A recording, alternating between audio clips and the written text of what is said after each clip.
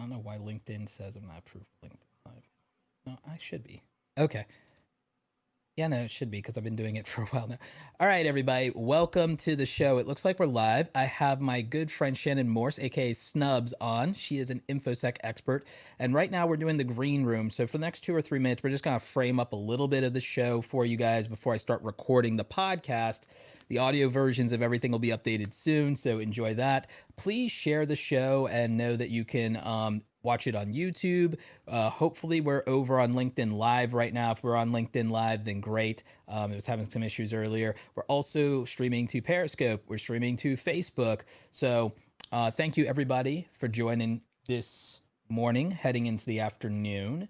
And I think it's going to be a fun show. And as always, when we do the lives, when I record the actual podcast at the end, we might do a little bit of Q&A. We will try not to keep Shannon too long. We're going to keep this one tight, but we're going to be talking to you guys about all these crazy hacking things that have been happening on social media. It's like, Shannon, I know you've seen a lot of that. Oh, yeah.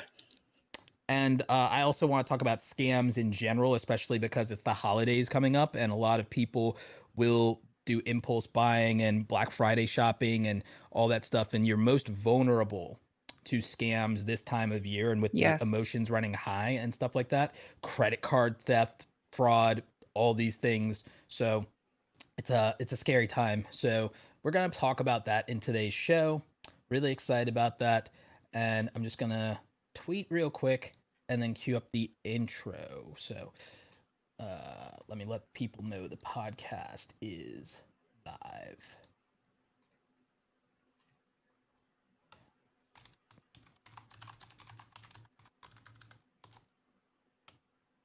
Oh, and tune in Friday. I know I've been promising it, but tune in Friday for the recorded the recorded interview that I did with my good friend Sarah Dici. That one's going to be a lot of fun for you guys, but it's a recorded one for Friday, not live. I just haven't cut all the promo stuff for it, so that's why it hasn't come out yet.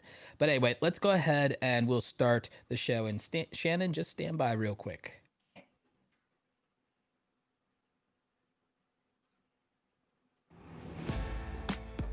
Welcome to the Create Something Awesome Today podcast, where it's all about educating and motivating creative pros and... Whoops, I've got to start that again. Wasn't recording. Welcome to the Create Something Awesome Today podcast, where it's all about educating and motivating creative pros and entrepreneurs from around the world with simple and easy to implement ideas. And of course, helping you create something awesome today. And now, welcome your host. He is the founder of Awesome Creator Academy, a YouTube educator, and the biggest Star Wars nerd you'll ever meet, Roberto Blake. Good morning, good afternoon, and welcome to the Create Something Awesome Today podcast. This is your host, Roberto Blake, helping you create something awesome today.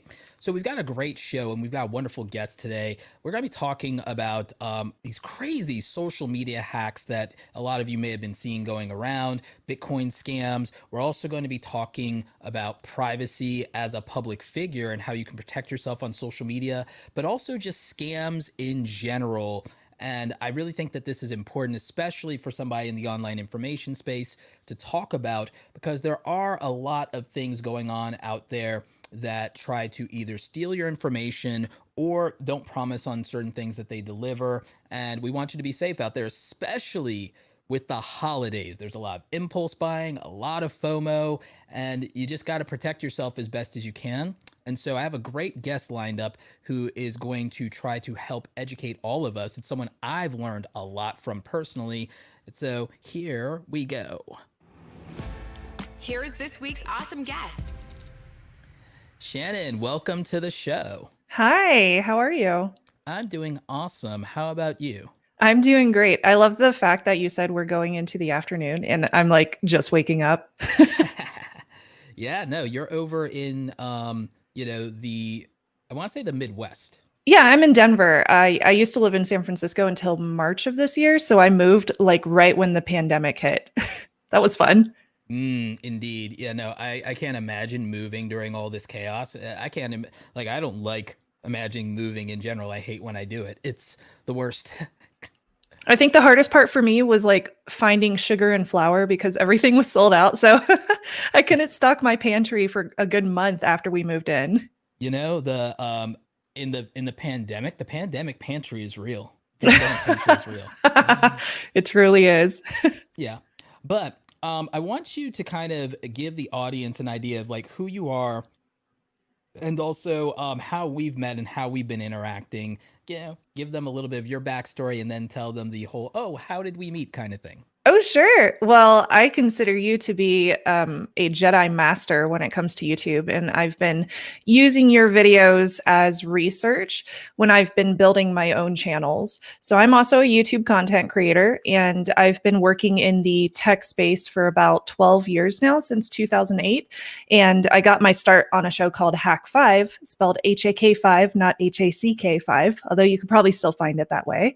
But we talk about information security and privacy. And my shtick is that I try to focus on information for consumers and for students. So I try to make it as easy as possible to get into security and privacy, not just information security as a genre for a career, but also for your personal life and for your personal space, especially if you're doing a lot of stuff online.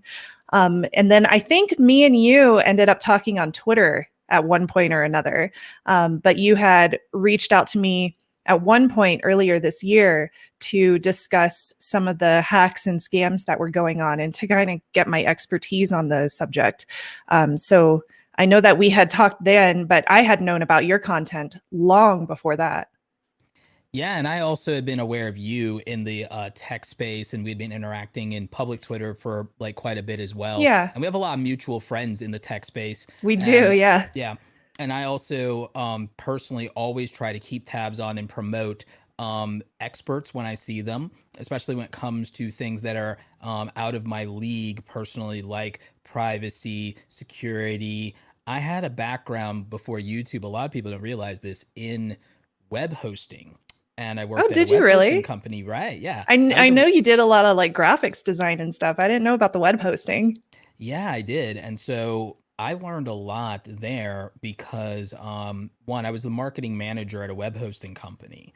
And I also, my friends at work where I had the network engineers, I had the system admins, and also we as a team would all together even pitch in on trouble tickets. And so you learn a lot. That's how I learned so much about domain names, which I'd known some of that stuff as a kid, but I learned it in depth. I Yeah. learned a lot about PHP, MySQL databases. Oh, yeah. I learned about building secure websites. You know, you absorb a lot when you work in an environment around people who are experts. You don't necessarily become Yeah. one, but you learn enough to be dangerous compared to the average consumer.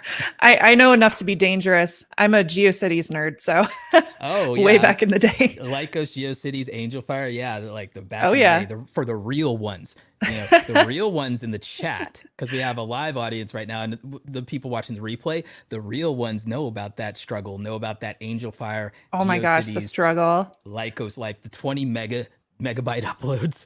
Like all you got is 20 megabits of hosting, and people complain about these free platforms. I swear to God.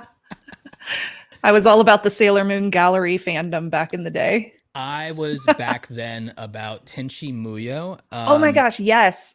So Yeah, good. no, I was a big fan of Tenchi Muyo. I was a big Yu-Gi-Oh nerd. I was one of the first English-speaking Yu-Gi-Oh websites and one of the first English-speaking Yu-Gi-Oh web rings back Wow. when it came to the States. Yeah, no kidding.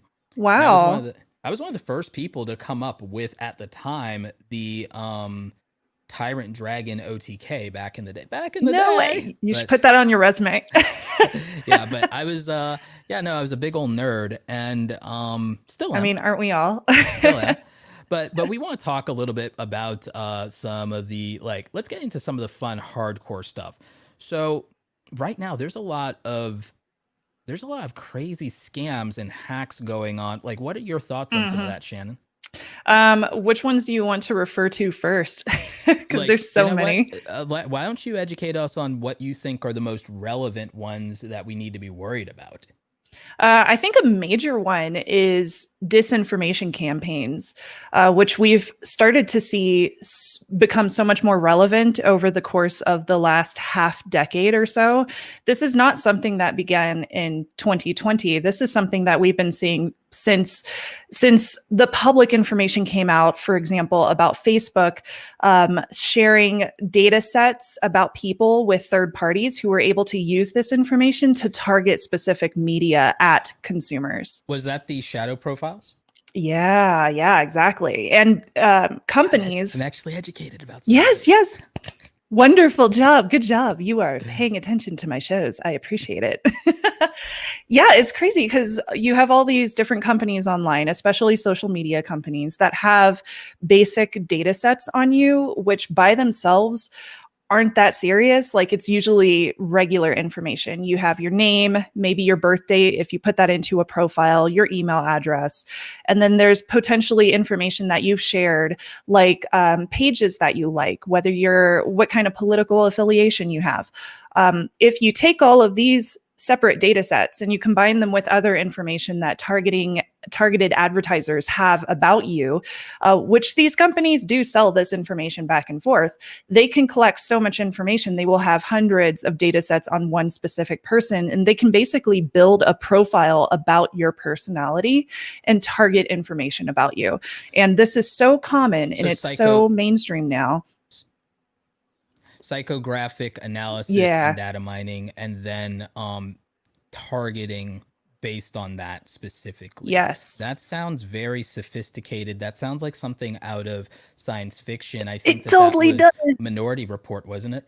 Yes. And I think that's why when a documentary was made about the Facebook algorithm a couple of years ago, and there's a new one, I think it's called The Social Dilemma. Yes. That's why that information is so prominent and why so many people are watching it, because it does sound like it's out of sci-fi, but it's reality and we are living it to this day, which is also why a lot of international governments and agencies have chosen to start implementing new regulations that protect consumers' privacy and security, mostly privacy. So you have in California, a new proposition was just voted in, which basically makes much more targeted regulation towards something called the CCPA, which is a privacy act that they implemented in, I think it actually came into play in January of this year. So in this most recent election, they made it a little bit more stricter.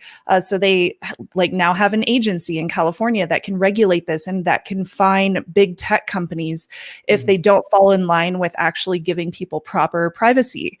How has this been publicly received? Good. A lot of consumers have been wanting it. And I'm really happy about that from my own educational standpoint, because consumers are becoming a lot more aware of what kind of information is out there and how they need to better protect themselves. So from my standpoint and the standpoint of other people in information security, we're all like, yes, this is great. I'm so happy to see that regulations are actually starting to be implemented, because if we just let companies kind of run amok, then they're not really going to care because they make money off of our information. I agree. A lot of people are surprised by this in some ways, but I have a very moderate view of regulation as an entrepreneur, because I agree with the concept of consumer protections and I want transparency. Consumer protections and transparency and the protection of privacy is extremely important to me. My weariness on regulations is when it's done by committees and individuals who aren't specialists, and that they don't defer to experts and scientists and people who have that caliber, but are also nonpartisan in nature, because I don't want the additional red tape or the public to be distrustful of the process that's happening due to the perception of the people involved, if that makes sense. And so that would be my concern, is I just would want to make sure that there's not even in how the individual. I think I'll give you my personal opinion on what the differences are. With misinformation, you have maybe consumers, for example, who share information that they don't necessarily research themselves. They're just sharing information on social media that they might have mistakenly assumed is factually correct. So to me, that's misinformation. Disinformation, I consider those to be actual campaigns that are made to spread false information that is knowingly happening, and that I would assume would be like a state-sponsored group would be sharing this kind of campaigned effort in order to kind of change the mindset of a general populace. So innocent mistakes versus intentional sabotage would be the way that you delineate between disinformation and misinformation. When it's misinformation, it's someone who's just uninformed, uneducated, making a mistake, or is repeating something they heard. But a disinformation campaign would be intentional with a specific outcome in mind, and it would be probably targeted. That's one of the reasons why, like, if I ever see misinformation by somebody that I know spread online falsely, I don't yell at them like, fake news, this is wrong, because I generally assume that they're just not doing the research and they don't know that it's happening. For me, I'm only going to assume that it was actually meant to do harm if it's disinformation from a campaign. Right. So the source matters. The source matters. Yes. A regular person doing something is not the same. That's my opinion. Right. So a regular person doing something is not the same thing as a state actor doing something. Yeah, a state actor or somebody who has a reason to have a monetary gain in their efforts. Okay. That makes total sense. So speaking of that, let's actually dip into something that I think the audience would be super interesting in both of our takes on. Let's talk about, we talked a little bit about disinformation campaign. We talked a little bit about these social media companies and the major concerns about their privacy. And we will revisit that. And we will talk more specifically also about hacks and protecting your privacy as a public figure on social media, or just a social media user in general. But I do want to speak to creators specifically, because especially female content creators, as you well know, we've had to reach out to some people, and some people have had some issues, and we've got to all stay safe. But I want to talk about like internet scams, frauds, and like hucksters. And, and I'd love your thoughts there, and like, feel free to be as candid as possible, because I'm going to be like, I'm not going to, but here's the thing I will say. I defer to other people to like call out frauds or fakes or scams or grifters or fake gurus or all that. Because one, like I give my lawyer enough headaches just worrying about how YouTube itself works and looking over my brand deals and contracts, and also the way I want to restructure my business, and the fact that I keep wanting to start a new business every 6 months. Like like I already give poor Ian, I relate. I give poor Ian and I give my accountant Luke enough like anxiety. It's like I not only need to send them like a Christmas gift basket, like I probably need to send them some Tums or Alka-Seltzer, because I'm gonna give these people an ulcer. Like, that's so sad. But the because I'm always wanting to go extra. I've always wanted to do something like I get it though. I get it. How do I build a holding company? Like it's like oh my God, that's so funny. Yeah, it's like, dude, I want to splinter off my like personal brand as an LLC, and I want to restructure and do this and do that. It's I want every website of mine to have its own company. Like, I'm insane. But the thing that I will say is, the reason I don't specifically, aside from the legal liability and of calling specific individuals out, is I prefer to call out practices that I don't agree with, or things that I think cross moral, ethical boundaries in the pursuit of profit, because I think that principles are more important to call out than people and methodology. Because the thing is, there are a lot of people out there who are rookies, who are just copying what they see successful and rich people do, whether it's the CEOs of companies or whether it's a social media personality. How many impressionable people out there are going to look at influencers? I'm not going to name any names.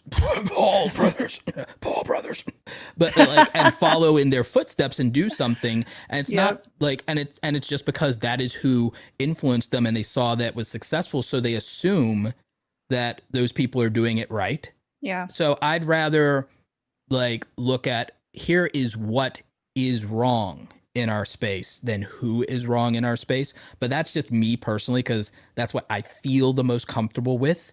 And I feel that it's also better received when we call out bad practices than assuming that someone doing bad practices is a bad person when they also might have just frankly had a bad teacher. Yeah. Yeah, 100%. I can actually speak from experience where sometimes I've let my emotions get the best of me and I will straight up call somebody out, like name and shame.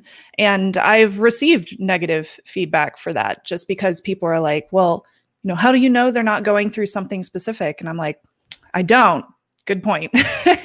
And it's very hard to show that vulnerability online, to be like, oh yeah, I'm wrong. Like, have the courage to show that vulnerability, because I just recently watched Brene Brown on Netflix, and she said, you can't have courage without vulnerability. And a lot of times, yeah, it's so good. Like, I'm quoting her for forever. It's such a good documentary. Like, she's a great speaker. She did a TED Talk. Amazing woman, Brene Brown. But yeah, when I go online, sometimes I do let my emotions take the best of me, because I am a real person as well. So I like your ethics and your standard of, name and shame the practice, not name and shame the person. Because if you're doing that, you're educating people. I'm educating people, and I'm doing the least possible harm. Yeah, you're not drawing a division either.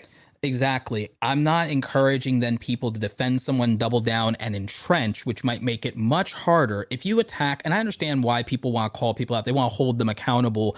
And I don't have an issue with that. I just don't feel that I am the person per se. And I might feel differently later at some point. Like, I'm like, okay, but what if I'm wrong? What if I always like people, there's a thing where people actually misconstrued what egoism is. Ooh. And really? The thing is, and How? somebody who is very, very egotistical has to protect the frame of their identity. And that person will never consider the possibility of anything that disrupts their perception of who they are. Yeah.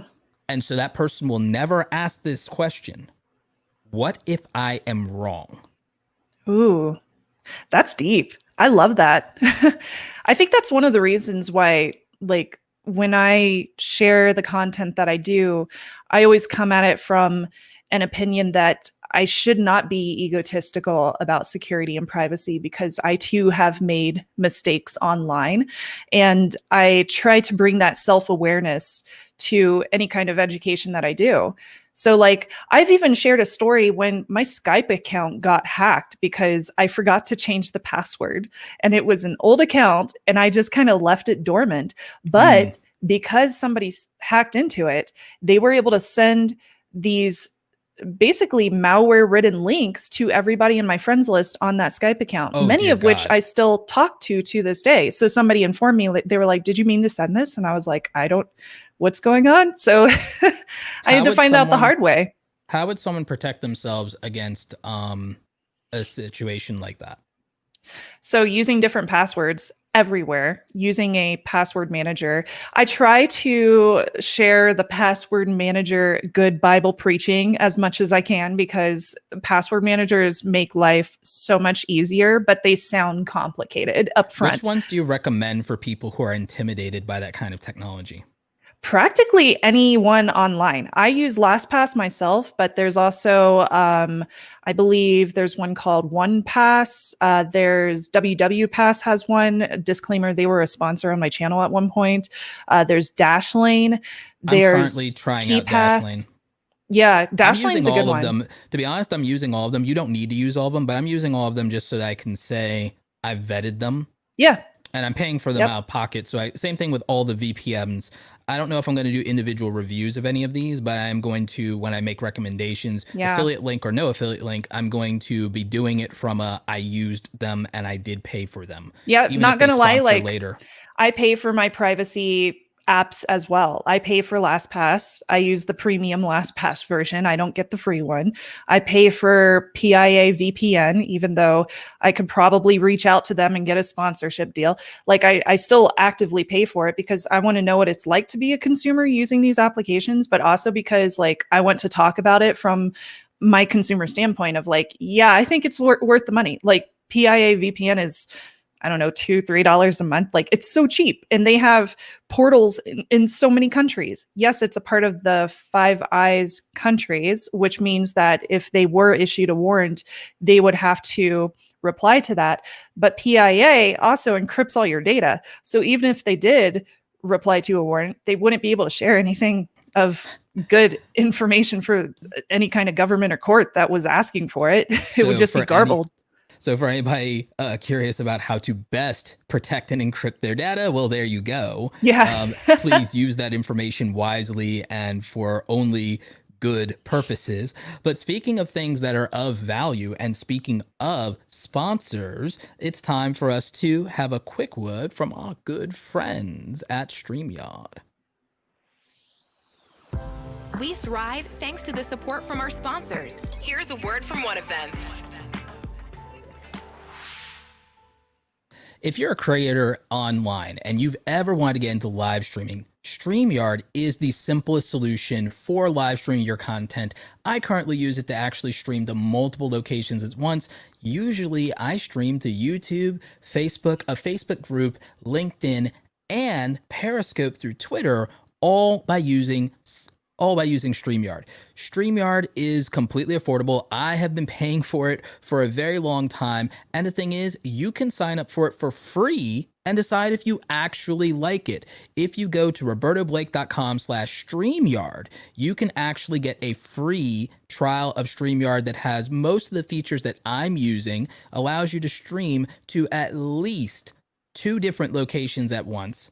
And you also will benefit from all the features that I use to bring in my special guest whenever I'm doing podcasts, live streams, or interviews. So if you want to make the smart move, like many from the Awesome Squad, go ahead and check out StreamYard. It is linked in the description, or go to robertoblake.com/go/StreamYard. And now back to the show.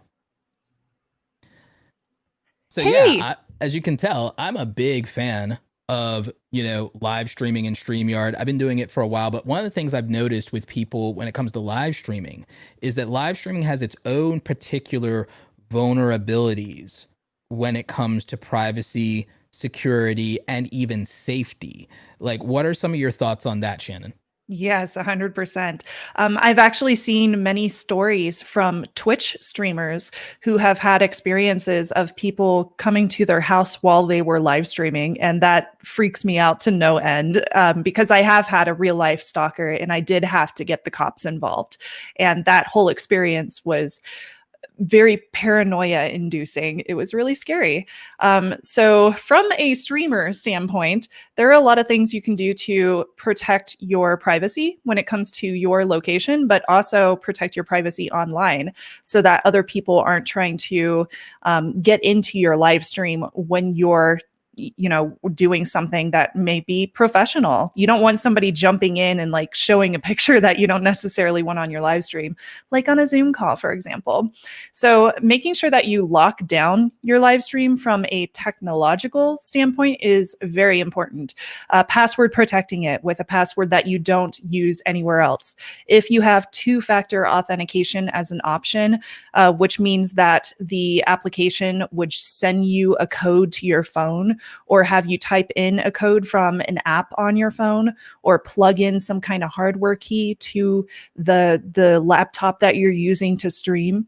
It's a really good idea to go ahead and turn on 2-factor authentication so that if somebody did happen to get your password, they still couldn't log in because they don't have that code unless they also have your phone, or they also have some way to get your SIM card, or they also have some way to get into your house and type in that phone number or type in that code into the application on your physical computer. So 2FA is extremely important, but also protecting your identity when it comes to where you are streaming from.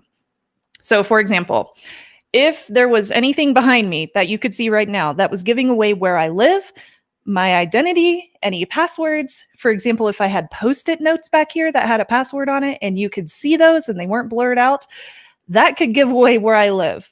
If I had a window facing outward and you could see the street, you could use Google Street View to figure out where I was streaming from.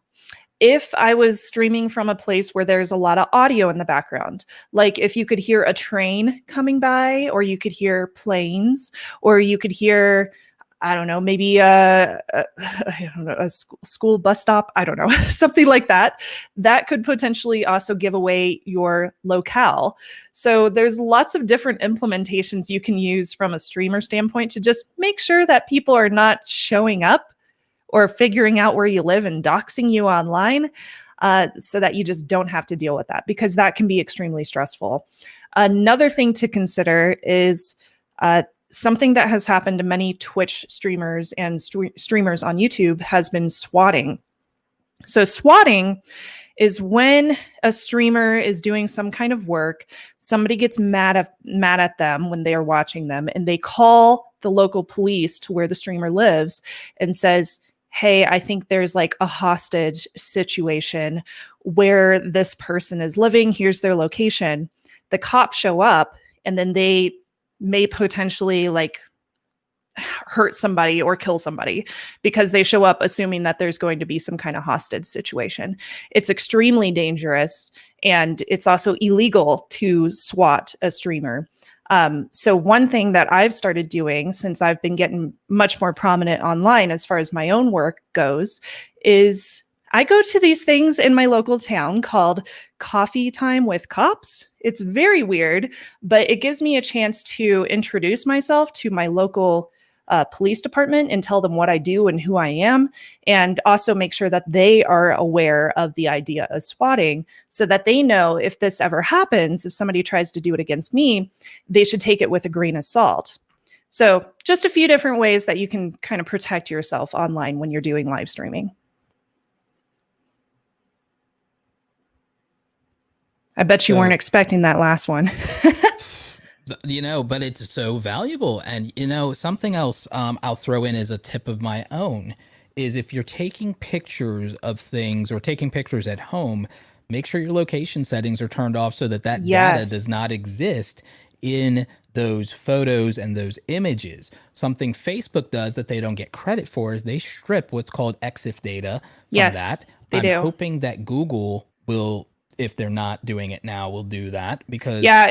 If you just share photos like through a drive link, or if you just upload them to your own website, chances are the EXIF data, which is data that's collected on your phone about, the photograph that you're taking. So it doesn't just include like the lens information, but it can also include your location information if you don't have that disabled on your phone. That's automatically included when you upload your picture. People can strip that information from a photo and be able to determine your location based on that data. So disabling that on the physical device that you're taking pictures on, whether that's a camera or a phone, a smartphone, but also making sure that when you're uploading, that data isn't included. Twitter is another place that strips data automatically. I recently learned that, and I was like, oh, that's good, because Instagram some of as my well. family members do post pictures and probably don't know how to turn off location data. Exactly. So a lot of social media companies are kind of catching on with this whole stripping of EXIF data. So they're just automatically doing it for you, probably for their own liability reasons. So that does protect you from one stance, but never assume that wherever you're putting pictures online is going to strip that data for you, especially if you're texting those photos to somebody that you know. That data will probably be included in your text messaging service. Some strip, some don't. So you never really know. So you should always just assume that that data is going to be included. So make sure that you're taking that stance for yourself. No, very, very practical, and I love it. And so, yeah, I mean, that's a lot to take in. It is. It's a lot of information. I apologize. No, you're fine. And I love it. I'm sure people appreciate it. And I'm sure it'll be valuable in the replay. Here's something I want to bring up, and this is my good friend Elijah from the app Lifestyle. He says, I think a big problem is that there's a steady growing and popping up of online courses over $1,000 that don't guarantee results. Do you have any thoughts on that? Because I know I have a ton of them. Yeah. Scammers. No. I think that even from a content creator perspective, if we don't offer up some kind of proof, testimonials, like real testimonials where people can Yeah. reach out to the person that's giving that testimonial, validated data, like analytics to Yeah. show how the growth or how somebody has come out of a course that proves that the course is reasonable. If they can't provide that information up front to a potential student, then it ain't worth your time. Yeah. That's my personal opinion. And I I agree take the with that same one. stance when I'm talking to potential sponsors. If I can't give you testimonials and if I can't give you data assets that prove I will make money for you, then it wouldn't be worth it for me to reach out to these sponsors because I would be wasting their time and I would be wasting a potential relationship in the future that I could have. How do you think people who offer these things can be like as transparent as possible? And how can they validate and verify themselves? Because something I find challenging, and this is me personally, I even literally was dealing with somebody with this today, is that often if we don't, for a specific individual, and maybe even somebody who doesn't even take our advice, a lot of times well, if it doesn't work for me, then it doesn't work. So there's that whole thing. But I mean, if you apply that to something like working out in the gym, it's like, oh, so if it doesn't work for you, lifting weights and eating salads is a scam.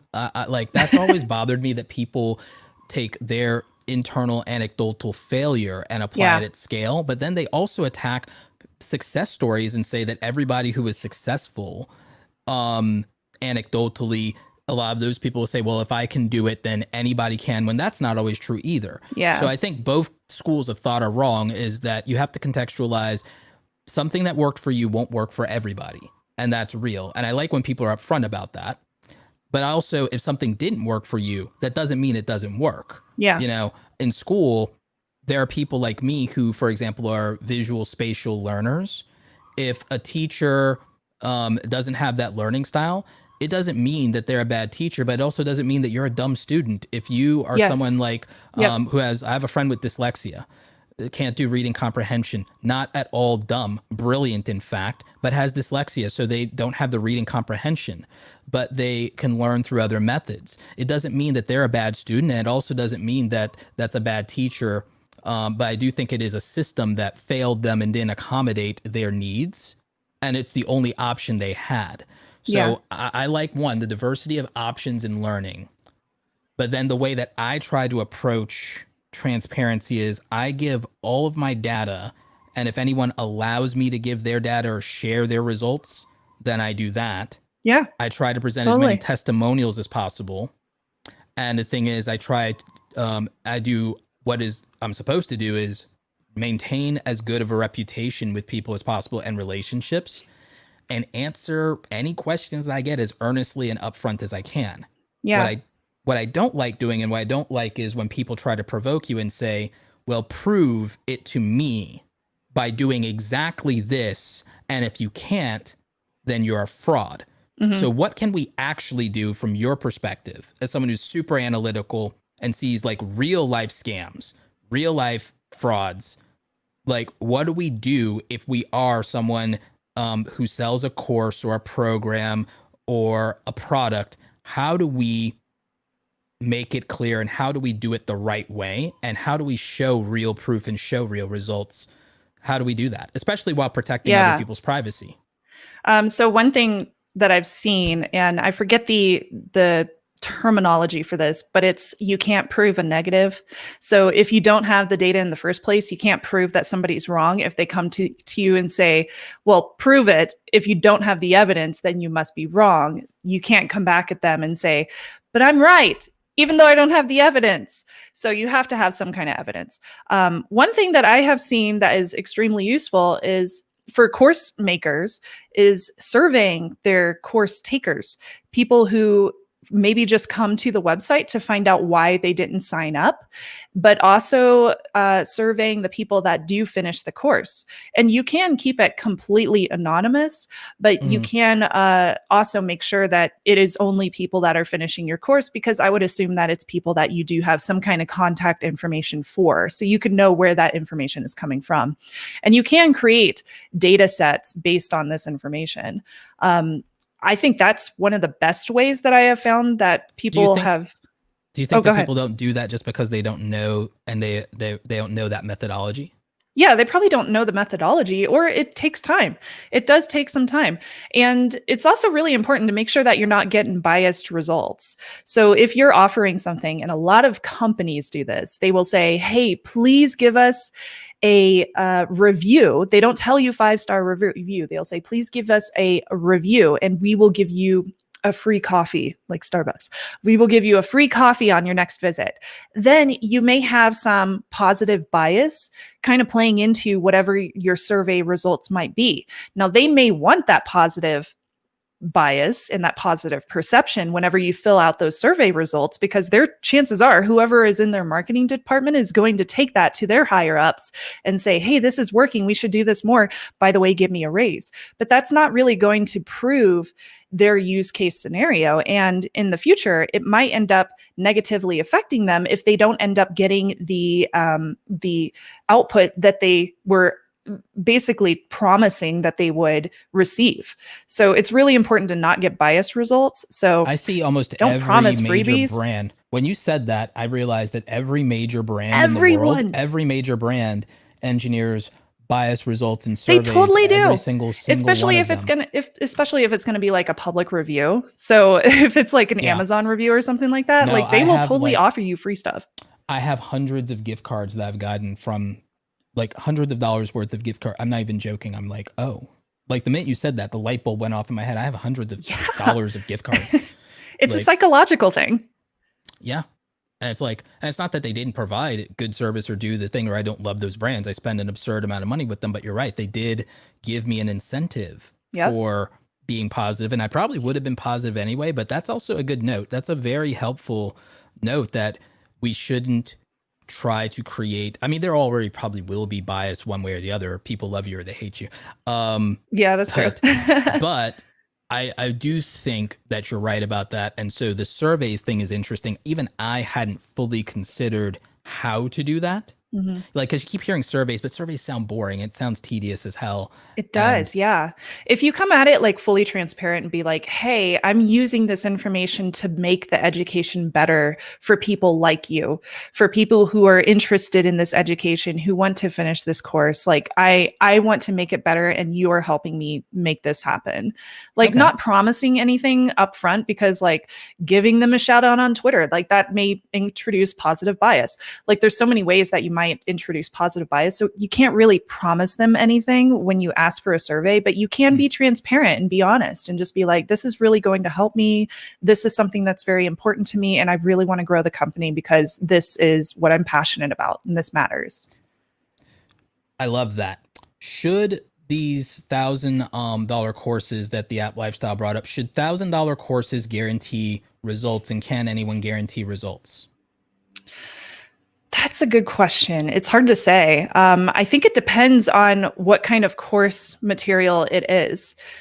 For example, if I did a course and I was like, I'm going to promise that you will be completely protected online. Wait, I can't. Why would you promise that? I can't promise that, because I don't have control over how you are going to interpret the material that I offer, but I also can't control the changes that other platforms make online. The variables, right? Yes, there's so many variables. So it would be really hard for me to say like, hey, you will definitely get this. Now, if it's something that's like much more minimal, like maybe I will, oh gosh, I don't even know. If it was like a marketing standard, if I had that data assets already, then I might be able to prove it. Well, let's use me as an example. Let's use me as an example, right? And you're like, yeah, like disclaimer, we're homies, right? But let's just use like me and even my friends, all the other YouTube educators as examples in this. Okay. What we get challenged on a lot is people, we don't guarantee results, but people insist that if we can't guarantee results, then we're either frauds or no one should buy from us, because why would you buy if your results aren't guaranteed? But like you can't control the YouTube variable. not only that, but you can't literally guarantee anything in life. You might as well say, I'll never ask anybody out because there's not a guarantee that they'll say yes. I might as well never apply to a job because there's not a guarantee I'll get it. I might as well not bother to get out of bed because there's no guarantee that the world won't be god awful. And in fact, there's a large guarantee it might be. There's so I understand to some point with an investment of money that you say, well, but I think if it's presented, well, here's what you're going to get. You have the decision to make as to whether or not that what is being proposed here is sufficient justification for you to make the attempt or take the risk or not. And as for whether it's worth it, the thing is, for me, it's an ROI standpoint of, well, how much is, let's just use, and again, I don't have $1,000 course, but we'll just use the $1,000 thing kind of as an example. So I'm not I don't think that most people make $15 an hour. So I'll go off of the presumption of $10 as a extreme of, if you think that you're capable to be a YouTube content creator, I would theorize that you have at least a current, if you went to your maximum potential versus market demand, like a $10 an hour skill set or ability or labor value. So I would ask someone whether or not they feel that being able to address or resolve anything that they get out of a course or a program will potentially save them 100 hours over the course of their next year as a content creator, or produce $1,000 in ROI value in terms of their ability to earn as a content creator, or whether or not they feel it will save or mitigate a potential $1,000 loss or misuse of money put in the wrong place. So I would say, are you protecting yourself against a $1,000 loss in putting money somewhere else, or more? Or are you protecting yourself against a loss of 100 hours of time and frustration? And also, do you believe that at any point after this, even if it's not in the next 30, 60, or 90 days, but it long term, do you stand to be in a better position to make up the $1,000 difference, armed with information or knowledge you didn't currently possess? So is that gap? Yeah. Is that, so for me, it's about filling in a gap. That's kind of like what Farmstead Smith said in the YouTube chat. They said, I don't think you can guarantee results because we cannot guarantee what the people will use the course information correctly, if they will use the course information correctly. I can't even guarantee anyone's work ethic. 100%. I can't guarantee someone will be healthy enough to keep making content from a physical or mental health or encouragement standpoint. So how could I guarantee? And I also can't guarantee how other people will react in the market to your personality. So what you just said, explaining how you explain the value proposition that they're going to get out of that, it's putting control in their hands. Because if you put all the control in your hands, you're basically telling them, like, I'm going to hold your hand and I'm going to give you the success, which you can't do. So you have to give them some value of control when you give them that value proposition of saying, hey, this is the value that you can get out of this, but you have to put in the work too. You have to show up and you have to have that mindset to actually put in the work, because nobody's going to hand you anything in this world. And you can't get that out of courses. Like, look at college. Like, how many of us, I went to guarantee results from college. Yeah, you're right. I went to college and I took classes in restaurant and hospitality administration. Like, I probably actually use day to day, maybe one of those courses that I took day to day, because I put in the work and I put in the motivation. I had the motivation to take control and take the research and the understanding and education that I got from that college course and take it further, so that, you know, I'm 34 now, I'm almost 35 on the 18th.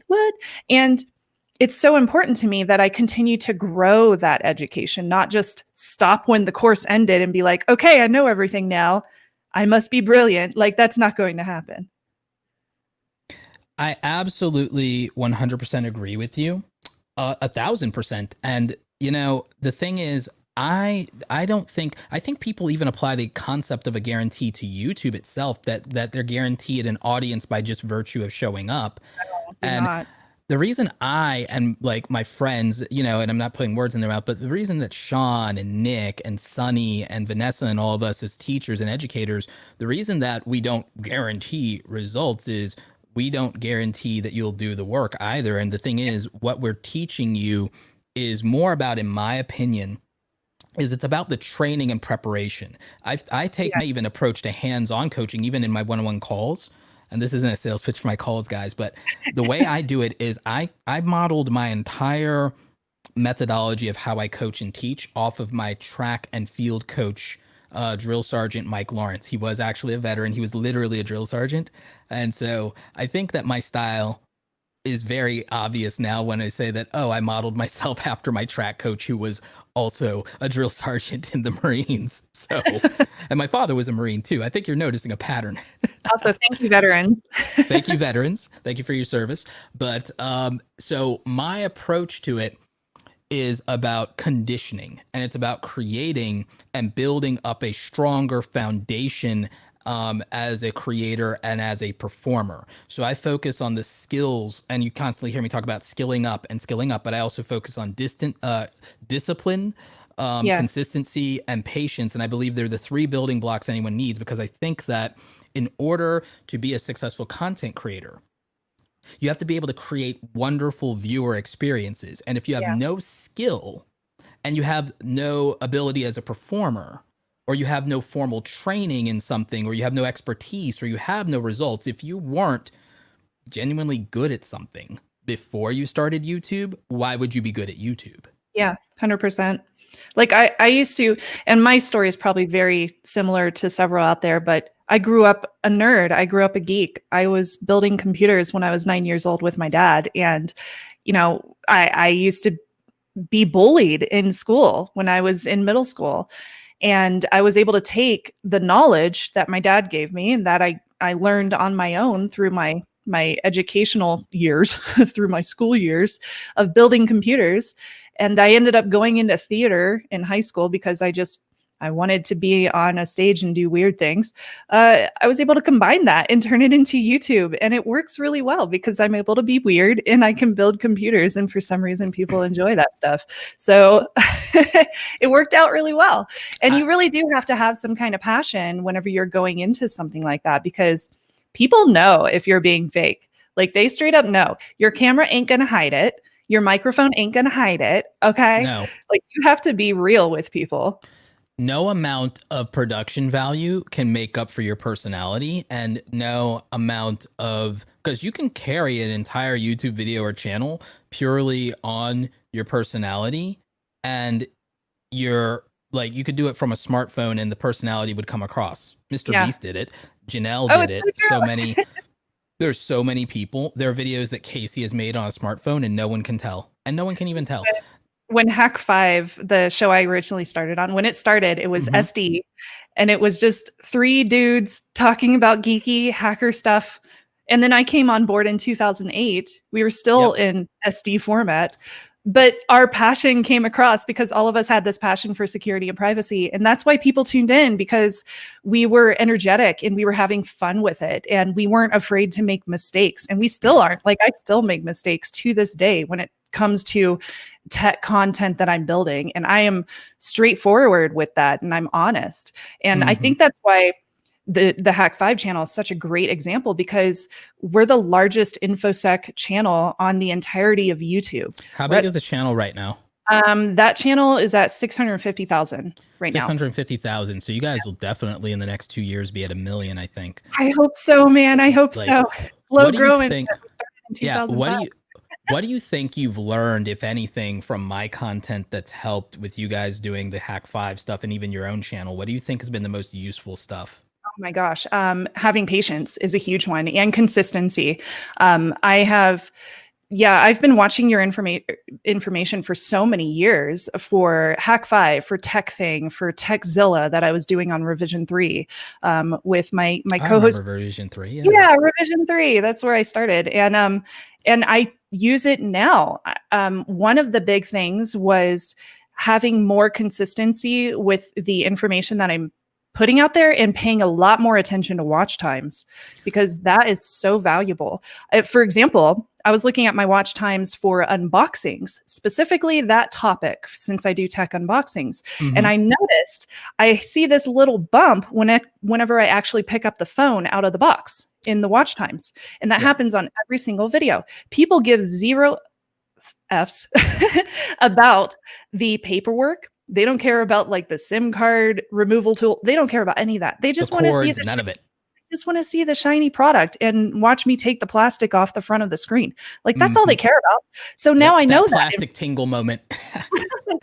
So if I don't bring that part up soon enough in the video, my watch time drops. Like just such a little piece of data right there can totally change my channel dramatically because I paid attention to it and I found this trend. It's such a weird trend, but I was like, I immediately noticed something. I'll tell you something. I have a video coming out about this hopefully pretty soon. I don't even think I've shared this with the majority of my audience yet, but you've seen me talk about it in Twitter. But I've been noticing that average view duration by itself, performance-wise, it's important, but it's not in the way people think and not just in measuring the percentage or even the raw number of watch time, although getting closer to double digits is definitely better. And like I've talked to big creators about that, like, but those are people who are going to get those numbers, people like Mr. Beast, you know, who are going to get double digits in average view duration. Yeah. Like that's a goal. He set me a goal of telling me to target and chase 8 minutes. And I'm doing that because then that's closer to double. So like he told me if I can hit 8 minutes average view duration, that I will probably explode in terms of views. And he's not wrong because going closer to over 6 or 7 minutes, there are 2 videos that I did back to back in July that both have over 100,000 views right now. One of them is almost at 250,000 views. I did them in July and they're like very close to being in like my top 20 of videos, and they are evergreen, so they will keep going.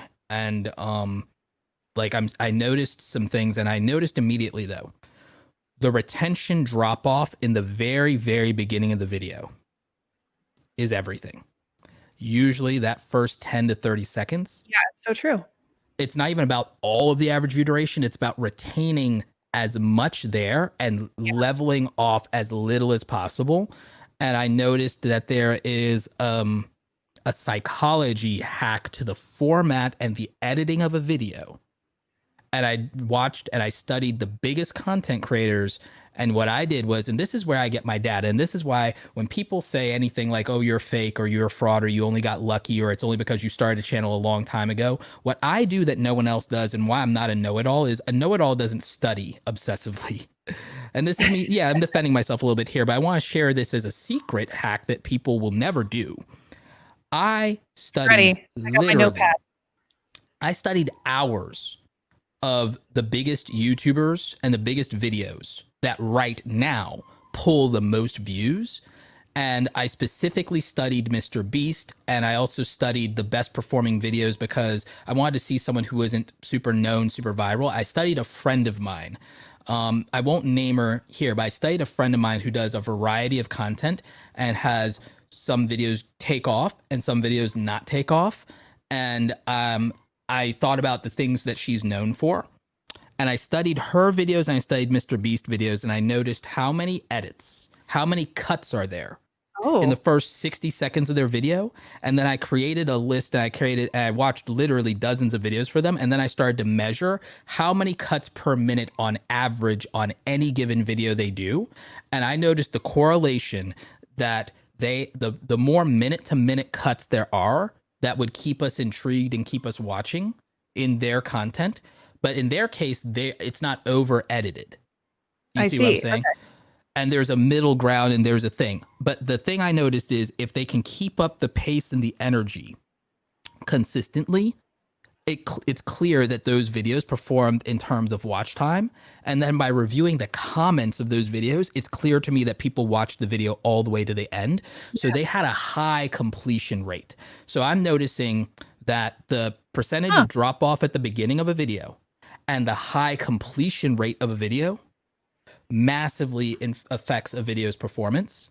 And I also know that adds the most to YouTube's bottom line of watch time because the YouTube analytics funnel, if it was a sales funnel, it would end with dollars, but YouTube's funnel ends with watch time, raw hours of watch time. So I know that all they care about is how long people watch. All they care about is raw minutes. And the thing is, I believe that they have a bracket or tiering system based on how long the content is. Because I checked on something in the data for relative analytics where they compare and measure videos of similar lengths. And what I don't think they tell us is they measure length and topic. Oh, yeah. Because now on the homepage, they have the ability for you to sort by topic, and you can see the categorization. Remember how I used to talk a lot about categorization and how I believe that YouTube's entire algorithm for user behavior is predicated on the categorization of a video, figuring out what your video is about and using every method they can to say, here are the 10 things your video is about, and match viewers and say, Roberto is interested in Star Wars. Roberto is interested in Dragon Ball Z. Roberto is interested in YouTubers. Roberto is interested in passive income. And so if it can qualify that a video is about those things, it'll put it on my homepage whether I'm subscribed to it or not. And it'll determine how close is somebody else's video and channel to another channel that I watch. And I've studied this crap obsessively and make notes. I mean, literally down to watching like Mr. Beast and Emma Chamberlain and making a tick mark every time there's a cut in a video, spending an entire Saturday doing nothing but that. I'm not even joking. That could be jump cuts. That could be a zoom in to a face. All of it. It anything. Could be popping a graphic up on the screen. I'm looking for the pattern interrupts that keep and I noticed that it's like the modern YouTubers, the young modern YouTubers especially, edit every minute of their videos as if it's 3 or 4 TikToks. If it's like 3, 4, or 5 TikToks. I mean, it makes sense. Every 15 seconds of their video could be a TikTok. Every 10 seconds of their video could be a TikTok. You know, I've taken a bit of an example from older fun shows that we would watch on TV, like Mythbusters. I love it. Yeah. So when they do their cold open, they tell you what's going to happen in the video, but they also do a crap load of cuts. They do a whole bunch of B-roll, and they kind of show you like the best moments from the video. So you're anticipating how to get there. Mr. Beast does that, and Mark Rober does that. Yes, you're anticipating, and it works so well with actionable content like that. And you can do that with like tech reviews, for example. You can do that with hacker videos. You can do that with cooking shows. Like there's so many ways that you can use content, use B-roll, use video from longer down the road in your video to just give people kind of an anticipation so that they're waiting for that to happen. An editor for a YouTuber with literally 10 million subscribers plus, like an editor, not the YouTuber, their editor told me this. Like their editor told me that for every minute of content, they're editing for 10 hours.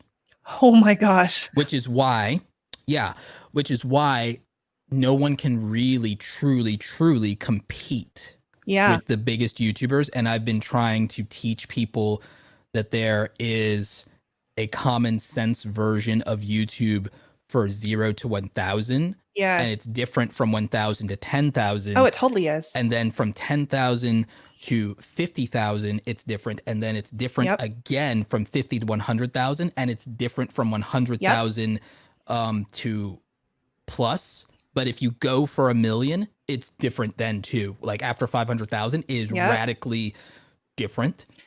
Dude, I've straight up made a change. Like when I hit 10,000 and then I hit around 17,000, I made a big change on my channel where I started getting a lot more consistent with the kind of information that I was posting. So I used to do like vlogs, and I would do like daily videos and just random crap, but also tech reviews. Now I'm just focusing on the tech and the tutorials, but they always focus on security and privacy in some way. And I noticed a shift when I hit 17,000, and it was a completely different bump. And I shared those analytics with you earlier over Twitter, where I think back in like August or something, I basically doubled my daily subscribers from where it used to be. I went from like 50 to like 100 subscribers per day, which I'm totally fine with sharing. By the way, can you repeat that again real quick? Because like that was a big tip right there. I want to use this for the clip show later. Where do you want me to start? With how you literally, like how one small change literally doubled your growth.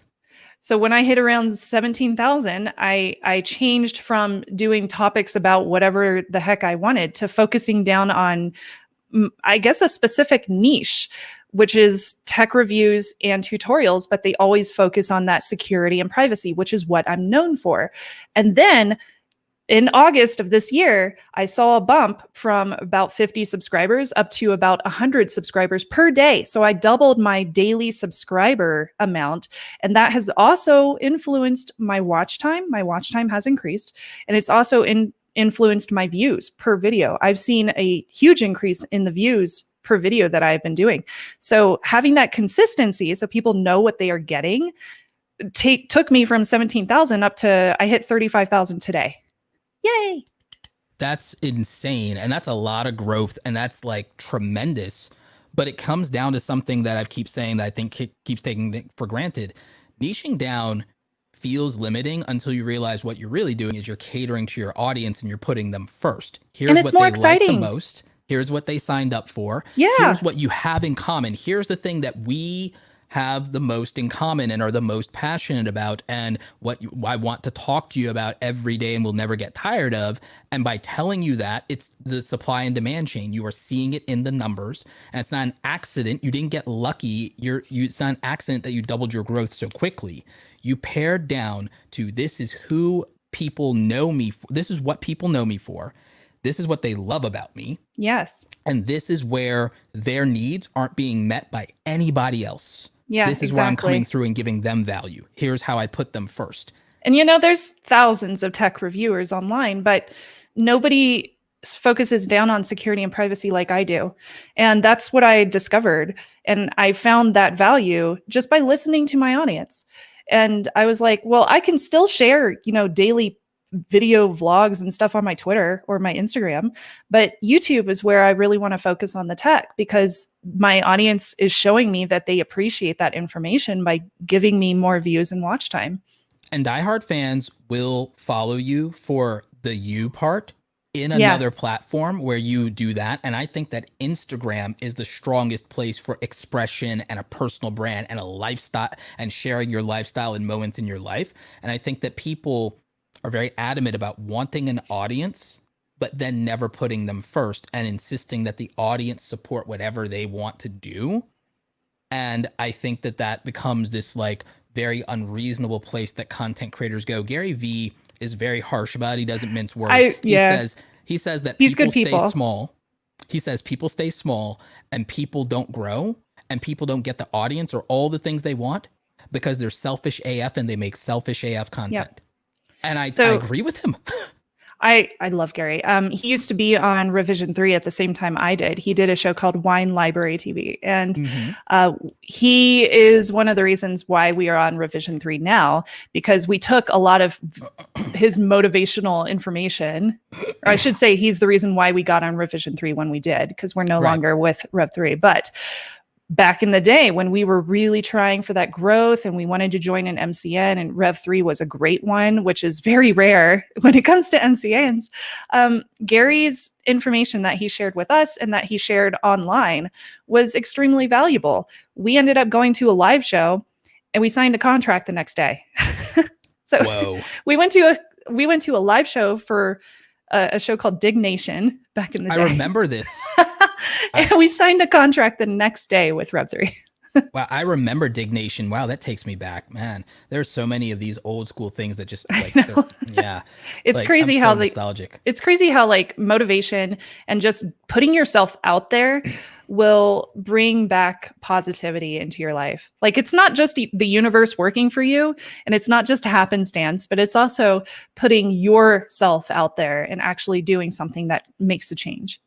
Where do you feel the skepticism around that and that way of thinking and the skepticism around, like, say, people like myself or Gary Vee, you see us literally get all the criticisms in the world. And again, Yeah. I'm not trying to be defensive. I'm trying to make a point here because, like, there are people here that are coaches. There are people here that are business people. There are people who are afraid to even try to teach anything they know and anything from their lived experience because they're afraid of being called out. And they're also afraid that, like, well, like, because there are people who, if you disagree with them at all, you're a fraud. If you disagree with them at all, you're uneducated, you're ignorant. You like, don't tell me about your life experiences because it conflicts with this academic paper. Like, how do we address that? Where does that cynicism and skepticism come from? And in which cases is it justified and valid, and that we need to do something different or better to communicate to people? I think it's hard for me to put myself into that mindset. And I think part of it is because I come from the same generation as you, where we didn't grow up with social media. Facebook started when I was in college. Same. And it was very weird for me to watch the change online that became very deconstructive instead of like constructive criticism, constructive feedback. We started seeing a lot of destructive information being shared online. And I feel like part of the reason, and maybe I'm wrong, but part of the reason might be because people assume no matter where they are online that they're going to get instant feedback, instant positivity, no matter what they put out there. And I feel like that's a bad way of going. Not matching reality, microwave generation. Instant expectations. Exactly. That's the perfect way to put it. And given the way that the internet works, especially on social media, we're tuned to think that everything is going to be instant now. Amazon Prime shipping, like 1-day shipping, groceries on delivery. Everything in this world is so instant. We have no patience anymore. And I feel like we need to find it again. I tell people that the reason that I am successful is discipline, consistency, and patience. And that's not just a buzzword. And I am going to make a t-shirt for it, and I'm going to sell the shit out of it. But I will wear it. Yeah. It's like, because I also love Dr. Disrespect's brand. And I love how his thing is violence, speed, momentum. My version of that is going to be discipline, consistency, patience. I love it. Yeah. But like hashtag merch. But here's the reality of it. Discipline, and any content creator, anyone in the audience, any business person, anyone can apply this, because this is just what athletes and artists have done for centuries anyway.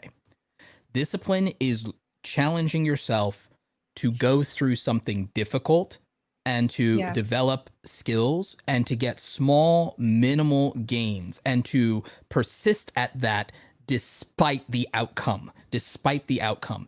Real world example, doing push-ups. There is no real noticeable benefit after 2 weeks of doing it. And 2 weeks of doing push-ups is like doing, for real push-ups, is doing a set in the morning, a set in the afternoon, and a set in the evening, and maybe taking the occasional rest day. But doing that consistently, like for 2 weeks, would be the equivalent of making your first dozen YouTube videos.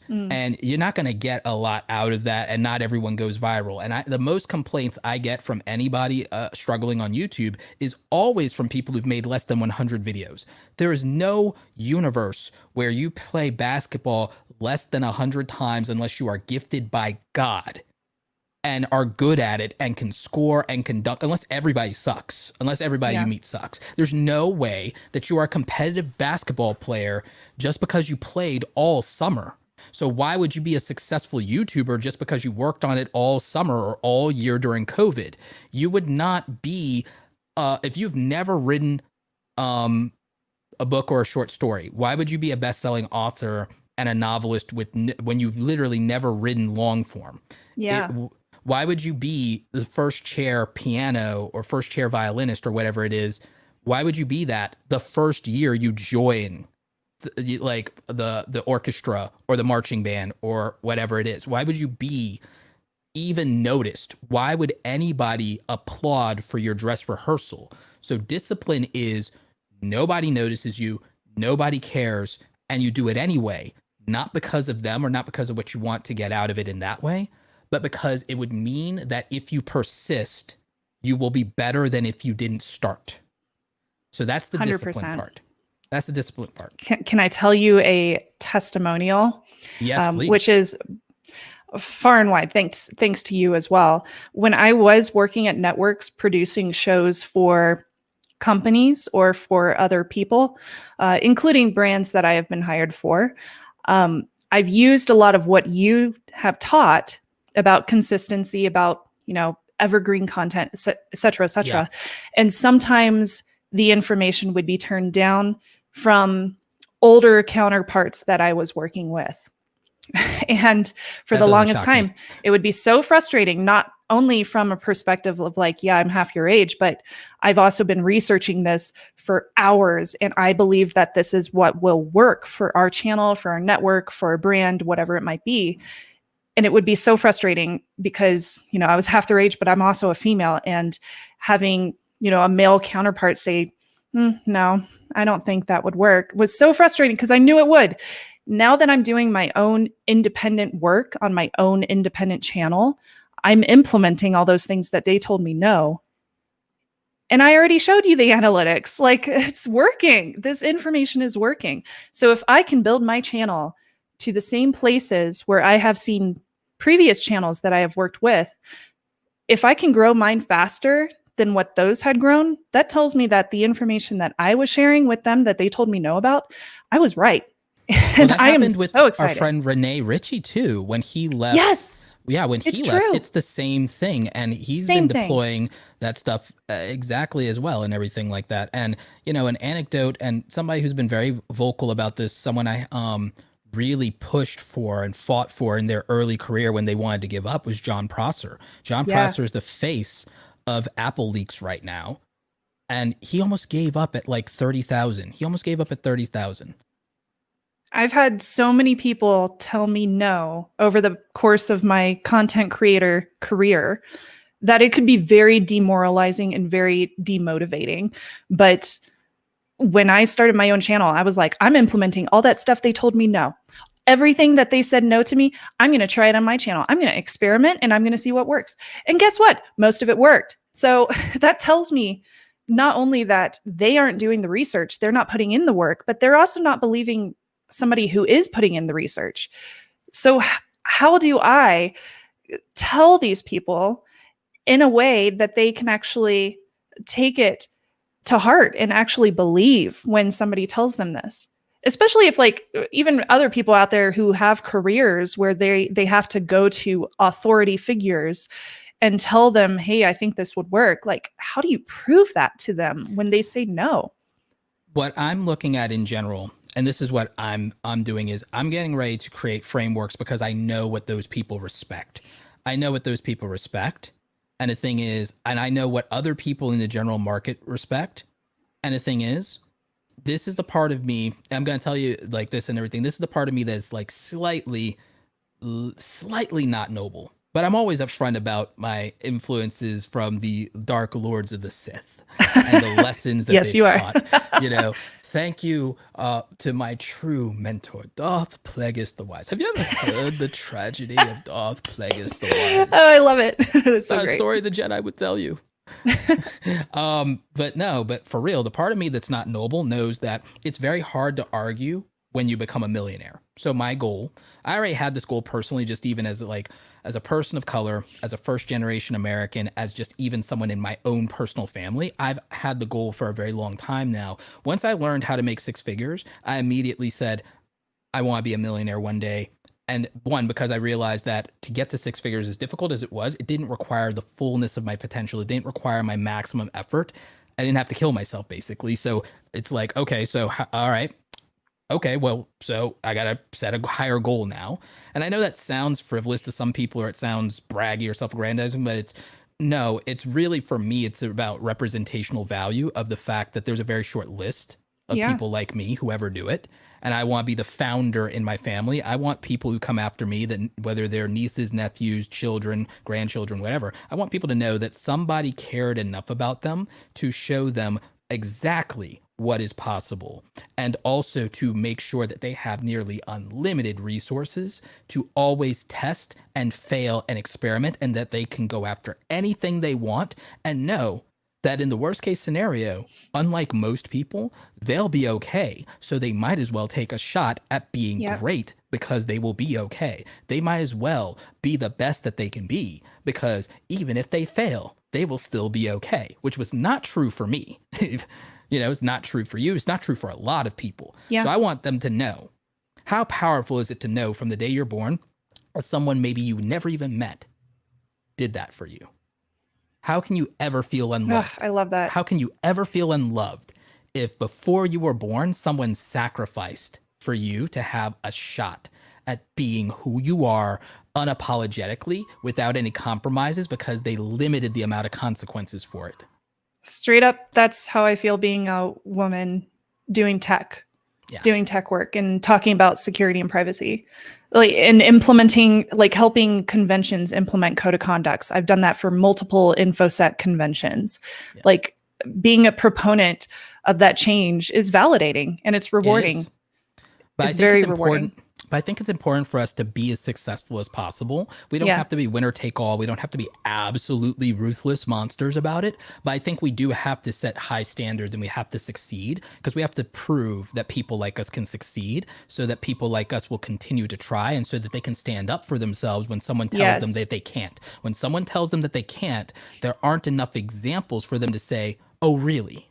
And throw it in their Yes. face. And then even for people like us, me, for example, I know that it will be much more challenging for people who don't have my results to talk trash or to argue with me when not even me, but the data itself and other people will be able to say, well, he's a millionaire. Like, where are you at? Where are you at? Why are you arguing with them? And it's not because you should just take the word of a millionaire, but I just know that it is harder to have scrutiny and skepticism when you have the thesis of big numbers. It's why when someone hits 1 million subscribers on YouTube, people don't really argue with them about whether or not they know what they're doing. Preach. They will argue with them about the character of whether they're deserving of, not from a work ethic standpoint, but from a character standpoint. Yeah. But that's your point of view and your opinion. You are entitled to your own opinions. You are not entitled to your own facts. And, Ooh, yes. and when someone has the facts, the results, and this is to your point because you asked, well, how do we fight the skepticism of our elders or Yeah. of people in our industry, is they cannot argue with facts. Mm-hmm. They cannot argue with facts. And even their own anecdotes are one thing. But the thing is, if you did something in more or less real time or recently, you can say, hey, everything you said was valid then, but this is reality now. And are you going to ignore reality when I'm presenting it to you? I love that. Like, Yeah. and that's because the thing is, at that point, now we're having a different conversation of them willfully ignoring the present in favor of past success while demanding future results. That ain't gonna jive. You can't demand future results clinging to past methodology, ignoring present information. Oh, had I known you like 6 years ago, oh, that would have been Maybe not, perfect. because there's also a stubbornness because they will use by the way, well, I've been in That's business true. for 20 years or I'm the millionaire, what do you Yes. know thing. So the thing is, in my case, I'm like, I don't like there will be people, because here's an interesting thing. People above my level actually don't debate and argue with me. It's always people much, different in a different stage of their development. Yep. The larger the gap becomes, the less that happens, and also the less those people are taking seriously, which is no different than with sports or athleticism or performance art and a craft. Is the greater the gap between you and a beginner, the less legitimacy their arguments or counter arguments have. And as for the people above you, the higher your stats are, and also the more information you have to present, but also the more times you've proven something is replicable, repeatable, and measurable. And also if you can tie it to a common sense anecdote. I'll give you a primary example. People debate some of my knowledge of YouTube. Well, for one thing, here's another thing that I can say, and people will know this, is I tend to stay publicly in communication with some of the publicly in Twitter and other places, some of the most successful content creators on the planet. You don't think we've had conversations about their data? You don't think that we've talked shop? You don't think that maybe, just maybe, something that I'm telling you, whether I've applied it to myself or not, didn't come from them? And do you think that a lot of these people who are entertainers and performers, do you not understand that some of them are playing cute for you because that's what you like, and they're freaking geniuses and they're freaking sharks? And the thing is, they can have those conversations with me because I value them for how smart they are. Mm-hmm. You value them for how funny or cute or entertaining they are. I'm the friend who loves them for their big brain. You're just a fan. I'm the friend who, you're a fan. I'm the guy who values them for their big brain. So what they have shared with me might be very different than what they might be sharing with you in terms of that. Not because they're not transparent, but because that's not what you asked them for. Like, you know, so I love that. Yeah. So there's that. So the thing is, when you can back up your information from people that the people at the top will respect in corporate, when you are citing their Sifu or guru or wherever, the person that, when you can reference the person that someone else respects, that's a conversation frame where they might debate you, but they won't debate that. Mm-hmm. They won't debate the proven market standard. You know what I'm saying? So there is a value to that. And there's a value to the framing part of how you present information, because people do sometimes debate facts. They do debate data.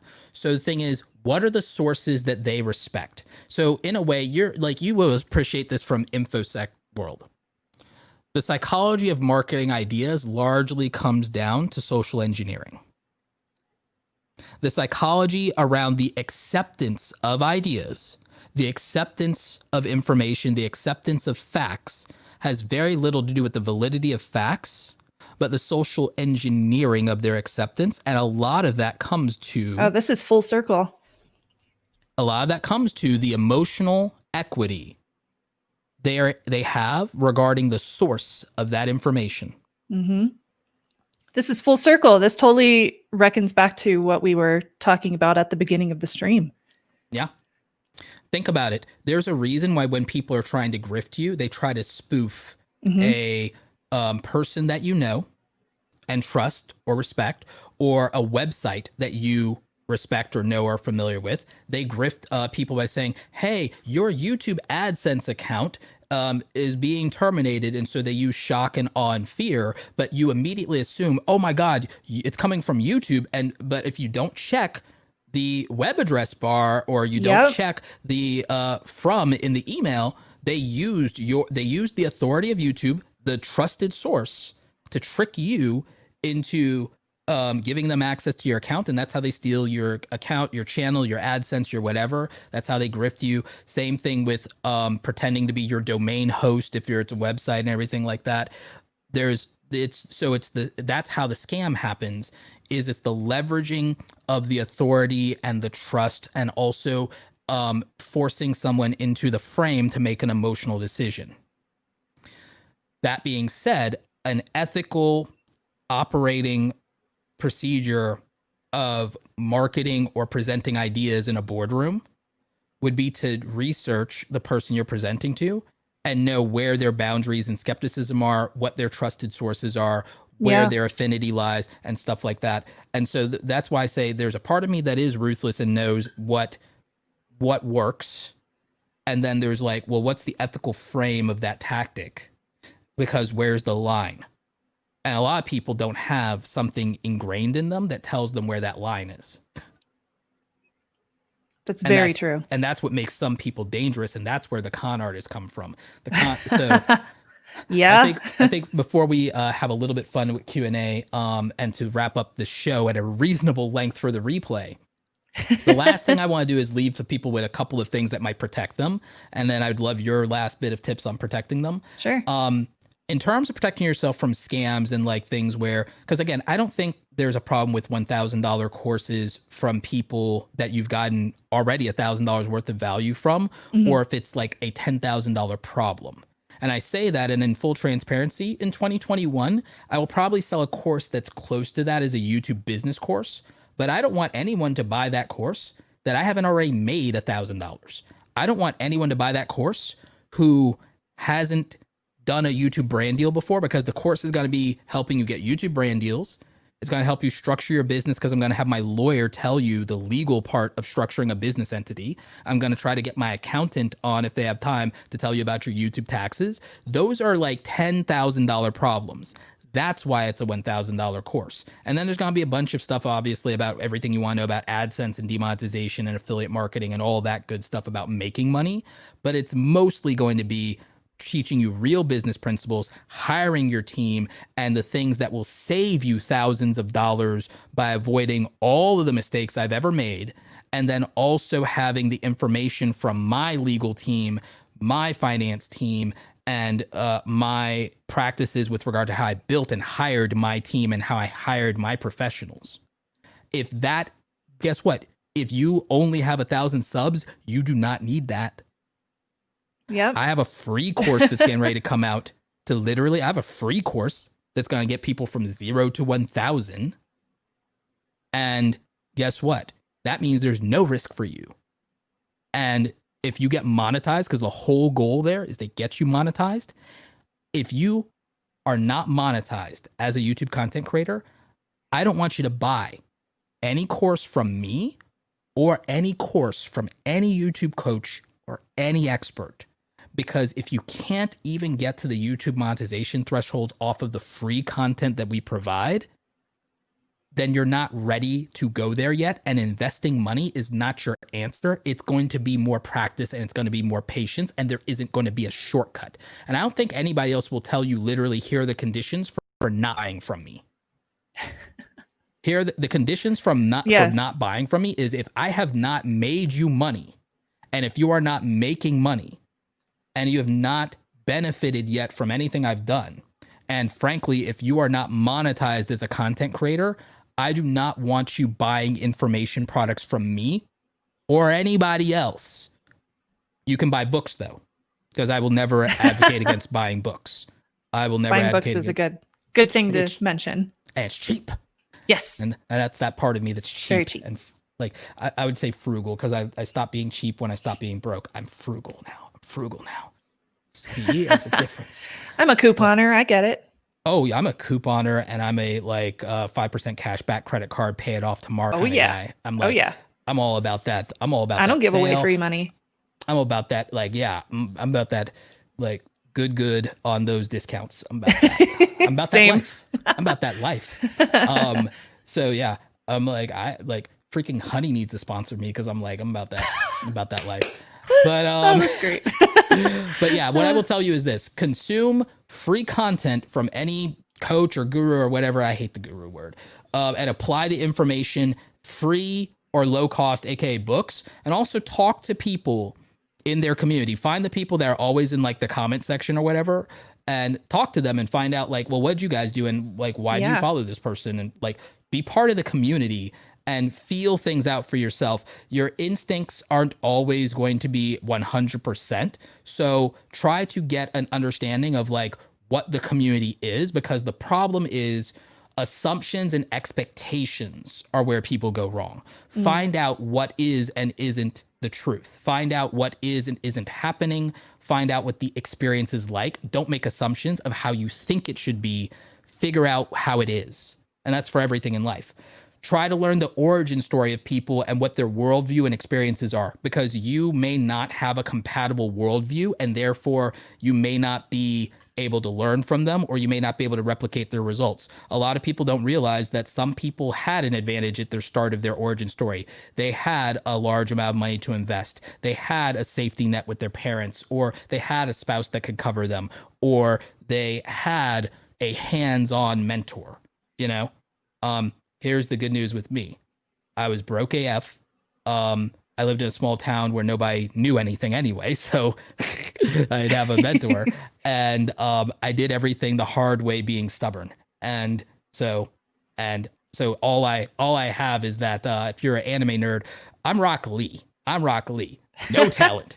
I have no talent. So look at how people treat their audience and how engaged they are and invested in their community. AKA, look at how much they do for their audience for free without asking for money. Consider investing in their lowest value offer, usually in the form of a book, and see what that experience is like. See what signing up for their email list is and see how they communicate and how they market to their audience in private. Reach out to their team and ask questions and ask about your things that are making you hesitate in terms of whether something is a buying decision for you, and see if the team is open and answers your questions or if the team tries to pressure you. Pressure is a red flag. Language around scarcity is a red flag.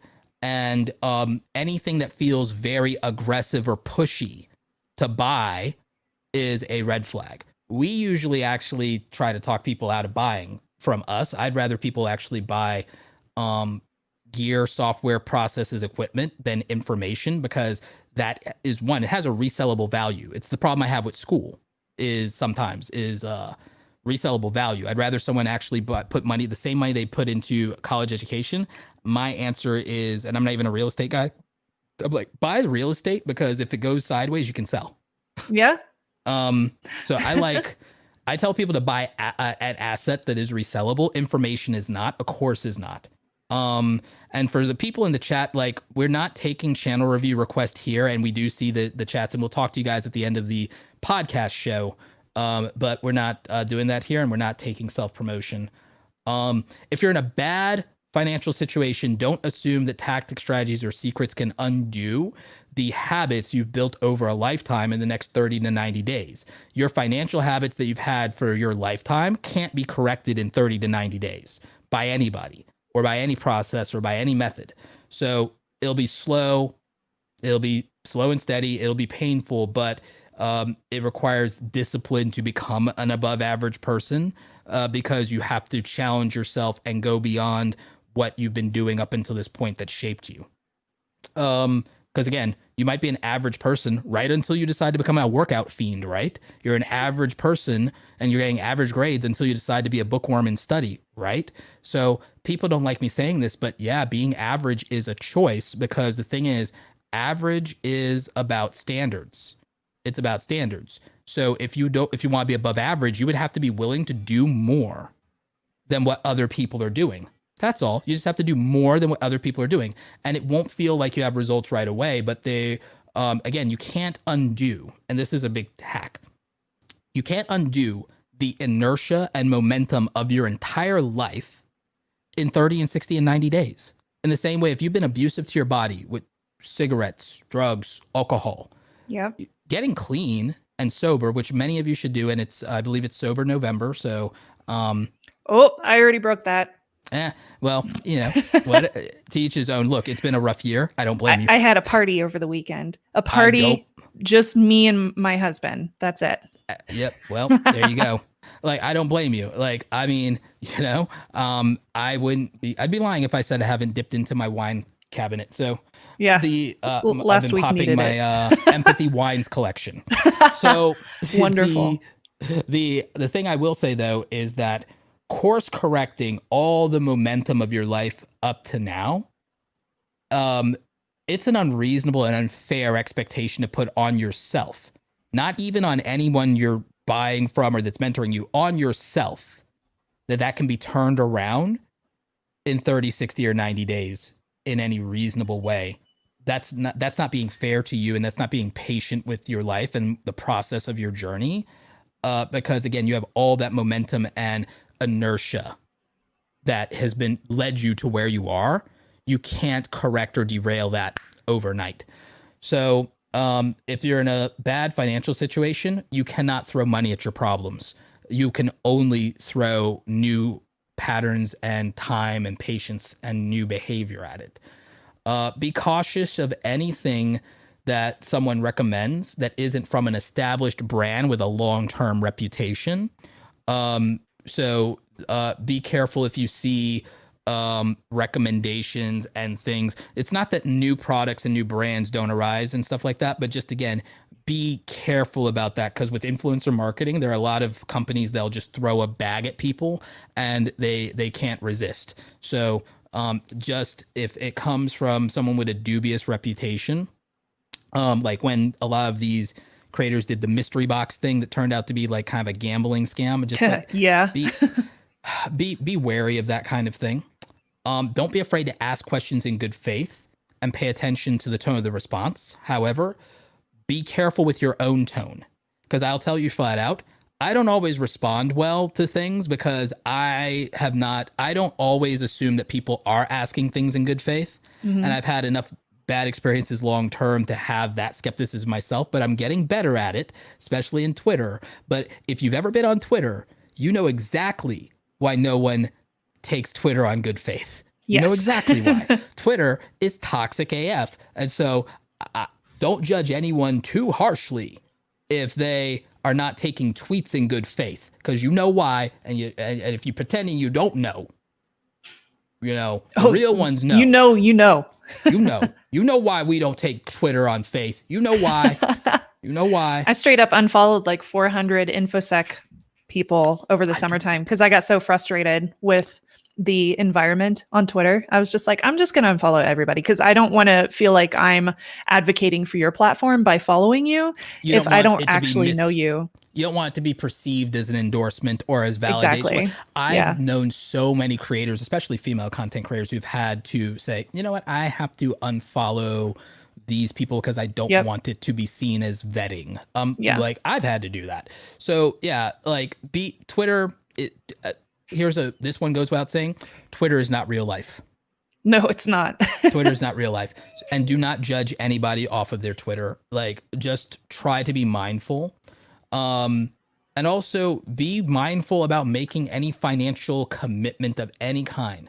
Put money into things you yourself feel educated about enough to navigate with confidence. If you are nervous, don't put money into it.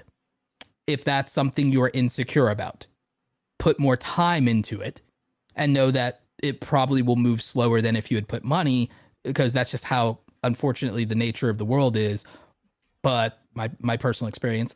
But I will tell you that you might have more anxiety, depending on where you are in life, about money versus time. Now, me right now, I would rather risk money than my time, but I've reached a point in my life where that is true. I don't recommend that for anyone who's living on a budget or has financial difficulties at all.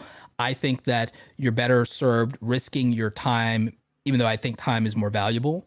You will feel the consequences less, I would say, emotionally, if you put time into something and it doesn't work out versus you put money into it with expectations and it doesn't work out. I also think money exaggerates our expectations. And then finally, do not be baited with manipulative language like what have you got to lose, or this is for closers, not cowards. If you feel like you're being pushed to buy instead of made aware of an opportunity, then be careful and be skeptical. I'm not saying that means that it's wrong or that person is wrong or that's a bad person or that person's a scam or a fraud. I will say be wary of aggressive marketing. There's more people who do aggressive marketing or who market to people who shouldn't be their buyers than there are genuine frauds, as in not delivering on what they promise or what have you, or scams. That, like, there's more people that are just very aggressive marketers that don't put the best interest of the buyer at heart. There's companies who do it, by the way. It's not just the internet people. There's actual legitimate companies that are too aggressive and drive too much consumerism at all cost, I would say. Consumerism at all cost is bad. So be mindful and don't make emotional buying decisions, and just take a beat. Anytime you want to buy something, don't let FOMO be the reason you're doing it. Just take a beat and say, let me pull back for 24 hours and see if I'm as excited about this. That's why I didn't buy an Xbox today. Yeah, no impulse buying. Like, or yesterday. No impulse buying. And so if you do those things, I personally believe that you will be more safe from scams and frauds when it comes to buying things. Shannon, do you have any final thoughts for the show on how people can protect themselves and their privacy online? You covered a lot of what I definitely wanted to add, but I think it really comes down to having proper security hygiene, just kind of at a high level, and understanding that no matter where you may be browsing on the internet, no matter where you are going on the internet, the data is continuously being tracked about you. So having a healthy awareness to what you are doing when you are online can bring you a lot more privacy and a lot more security when it comes to the data that you are sharing online. So even if it's just like a news website where you're reading articles, or if it's on social media, just having that security awareness can be very, very beneficial to your life. We already mentioned things like, a password manager, two-factor authentication. Yeah, those are the basics when it comes to technical details, but you can't fix it if you're not willing to do so. And it's just like growing a career in content creation. You have to have that motivation to be secure in order to be able to use those tools efficiently. Very well said. Very well said. The last thing before we go to more just like Q&A and hanging out with the audience for the podcast listeners, and please feel free to leave a review on iTunes when this gets over there. And I cannot wait for Spotify to actually let us do ratings and reviews whenever they get around to it. Yes, why don't they do that yet? Well, they're spending too much of their time dealing with Joe Rogan, but oof. Oh, well. But story for another day. But thank you so much, Shannon, for being on the podcast. You can follow Shannon at Snubs in Twitter. And of course, I've linked her YouTube channel and information in the description. That was an oversight at the beginning of the program, but it's there now. And just thank you, everybody, for joining us on this episode. We will catch you hopefully Friday for the recorded episode with my good friend Sarah Dici, rhymes with Peachy, and also hopefully next week when I will either be solo or having on another special guest. So I think that's it for today's show, and then we will interact with the live audience who showed up for us there. This episode has ended, but your creative journey continues. Visit createsomethingawesometoday.com and access all links and resources mentioned in today's show, all designed to help you create something awesome today. All right, and we finished the recording to the Rodecaster. Woo-hoo! And that one for in case I need the backup on this one. So yeah, I think that was a great show, and thank you so much for taking the time, Shannon. Absolutely. Yeah, you got time for a few minutes of Q&A with the audience? Yeah, definitely. Yeah, I had a really good time chatting with you, so thank you so much for having me on. Are we playing hide and seek? Where'd you go? No, I'm doing my sit and stand desk. I'm going to sitting mode now. Oh, that's what you're doing. Yeah. I have one too, but it's going to stay here. That feels, it feels so much better. Yeah. I always stand when I do my shows because I feel like it gives me more energy and more room to move. And I'm very gesture oriented when it comes to speaking. That's why I do it for the podcast. Yeah. And it, stretches out the back a little bit, but that's why I do it for the podcast. And I think that it gives me a different energy than if I were to do it just sitting down. Yeah, totally. I think it looks better aesthetically. There are plenty of people who do their shows sitting down, but I just I want it to be the best it can be for the audience. So. Absolutely. Yep. So, did you have fun and did you feel like you got to talk about a lot of the stuff you wanted to talk about?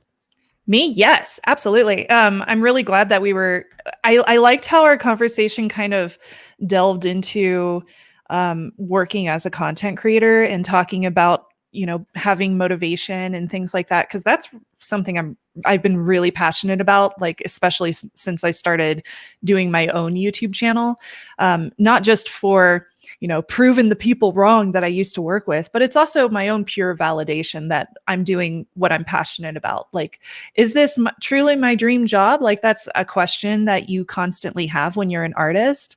Yeah. And I think it's very motivational whenever I see things that I'm trying that I feel like are really positive changes that I'm making. And my audience is showing me through the numbers that those changes are really positive. So I love that we were able to kind of talk about that, not just the security and privacy, but also just like the changes with the environment. Yeah, no, I love talking to you about that, and I loved hearing more about your story. I wanted to definitely use and tap into your expertise. It's an area that I don't have. Yeah. I'm like I said, I'm more dangerous than the average bear, but like you're a pro. You're a true pro. You're an elite hacker master, and so I wouldn't say that, but I would, at least compared to me. So I thank you for that, and I think it also. What I like to do is I love to have guests shine and highlight and show people how smart they are. Yeah, totally. And not make it as much like, about me. And like, I like to try to use what I have in terms of asking the smartest questions possible to the smartest people possible. Mm-hmm. Trying to also become a better interviewer. I'm nowhere near as good as Viper. He's just a natural. Oh my gosh, Viper is amazing. Yeah. I love watching his interviews. He's such an underrated content creator. I know. He deserves so many more subs. But honestly, he will get there. He has the kind of patience that we have. And you're seeing that. He has it, but he also is it's one of those, he's very much you love him or you don't get it at all. Yeah. And the thing is, I think he's the type of creator who would truly benefit from exposure and people putting him on, even though the thing is people don't understand how that would have to work, because he's one of the few people who's ever interviewed Justine. He's one of the only people. He's interviewed Marquez more than Joe Rogan. He's interviewed Marquez more than any other creator ever has. He's interviewed Marquez more. And Viper, without being himself a YouTuber with even 10,000 subscribers, he's interviewed more YouTubers with 100,000 to 1 million subs than any other small YouTuber ever has. Yeah, I think so. I'm glad you mentioned that, because one of my goals next year is to finish my basement. We bought a house this year, and my basement is unfinished. It's just the bare bones right now. And I want to finish it, turn it into a legitimate studio, and move everything from my bedrooms, because I'm using 2 bedrooms for my studio stuff, and put everything on the same level, everything down in the basement, so that it's more efficient and a lot easier to be productive. That's very important. And I'll have more control of the lighting and stuff like that too, which is going to be awesome. And sound too, because it'll be in a basement. But I want to bring on guests, and Viper and yourself are on this short list of content creators that I want to be able to bring in. I will come up to Denver. Yeah, that would be amazing. Well, Yeah. we have a guest room, so you can stay. Awesome. And we have a dog and 2 cats. I love dogs. I love dogs. I know. A dog person. And I want to be able to interview people and not just give them my platform, but also interview them for their expertise. Like, I want to interview you and talk about growing a YouTube platform and growing as a business owner. Like, that's something that I'm very interested in from a personal perspective. I like Viper because he's so open, and he's got this wonderful chemistry on camera by himself or with other people. He can instantly make anyone feel comfortable. Yes. And I would love to interview him and just talk about like kind of his history and how he is so comfortable, because a lot of people are not on camera. Like, everybody has, I worked at it.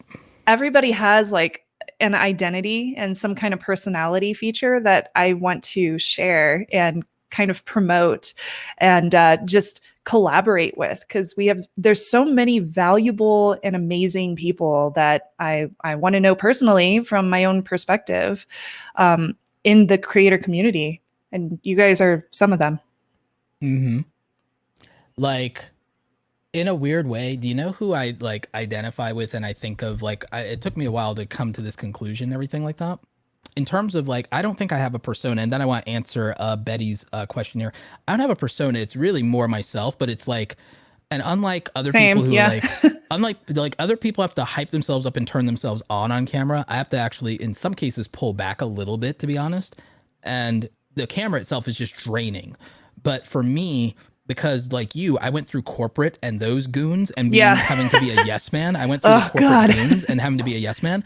Like, we are different than most YouTubers because instead of putting on a persona, we actually take off the mask, and we don't have artifice because we had to wear a corporate mask. So we despise artifice. And that's I'm able to be so much more casual now, and it's so great. It's exhilarating because I'm able to show myself. You can dye your hair. Yeah, I can just it's true. And I can just be like sporty. I can just be sporty because again, my deepest thing is I was a track and cross country. It's the thing that I was obsessed with in high school, and how one of my biggest cores of my identity was my track athleticism. I am a runner. I'm not a sprinter. I am a marathon runner, not a sprinter. I am a track and cross country. I am a 5K guy. That is who I am. I did a 15-15 mile. I'm so pissed that I didn't break 5 in my senior year. I did a 10-26 2 mile. I did an 18-18 5K. The fact that I still remember those stats. The fact that I was like the one walking the mile. But you see what I'm saying? Like, yeah, dude. The fact, you see what I mean when I say this is like my identity. This is like the thing that's in my core of when I make those jokes on Twitter about being fat and being out of shape, it's because in my mind, I'm like remembering that body I had when I was like, I didn't have nearly as much muscle though. So I'm actually happier I gained some muscle and I actually have something resembling a chest now. But I was lean. I was cut. That's awesome. I was cut like a statue. I was lean. I had rock solid abs. I had freaking calves for days. Like it was, and it's it's what I envision the best version of myself. It's like when Trunks came out of the hyperbolic mentality. When Trunks came out of the hyperbolic time chamber in Dragon Ball Z during the Cell Saga. That's what I have a photo somewhere. We're going there. But that's literally, but I'm not even joking. That was literally what I looked like. I literally looked like that. And that was and that was my whole this is me at my prime. This is me at my peak physique and shape. And I attach, it was also one of my, despite I was going through through hell during that time in my life. I was going through hell, but the discipline of a runner is what saved my life. And my coach saved my life, Yeah. And he was there for me when a lot of people weren't, and really gave me something to focus and put all of myself into with track and with being the captain of my team and showing up early, awesome. Leaving late, helping other people on the team, motivating them, setting the example of not shirking off or goofing around or or people be flirting with That's the girls' what my drama team. teacher was. Yeah. When I was in theater. He was very much he held a high standard for us, even though we were high schoolers doing theater.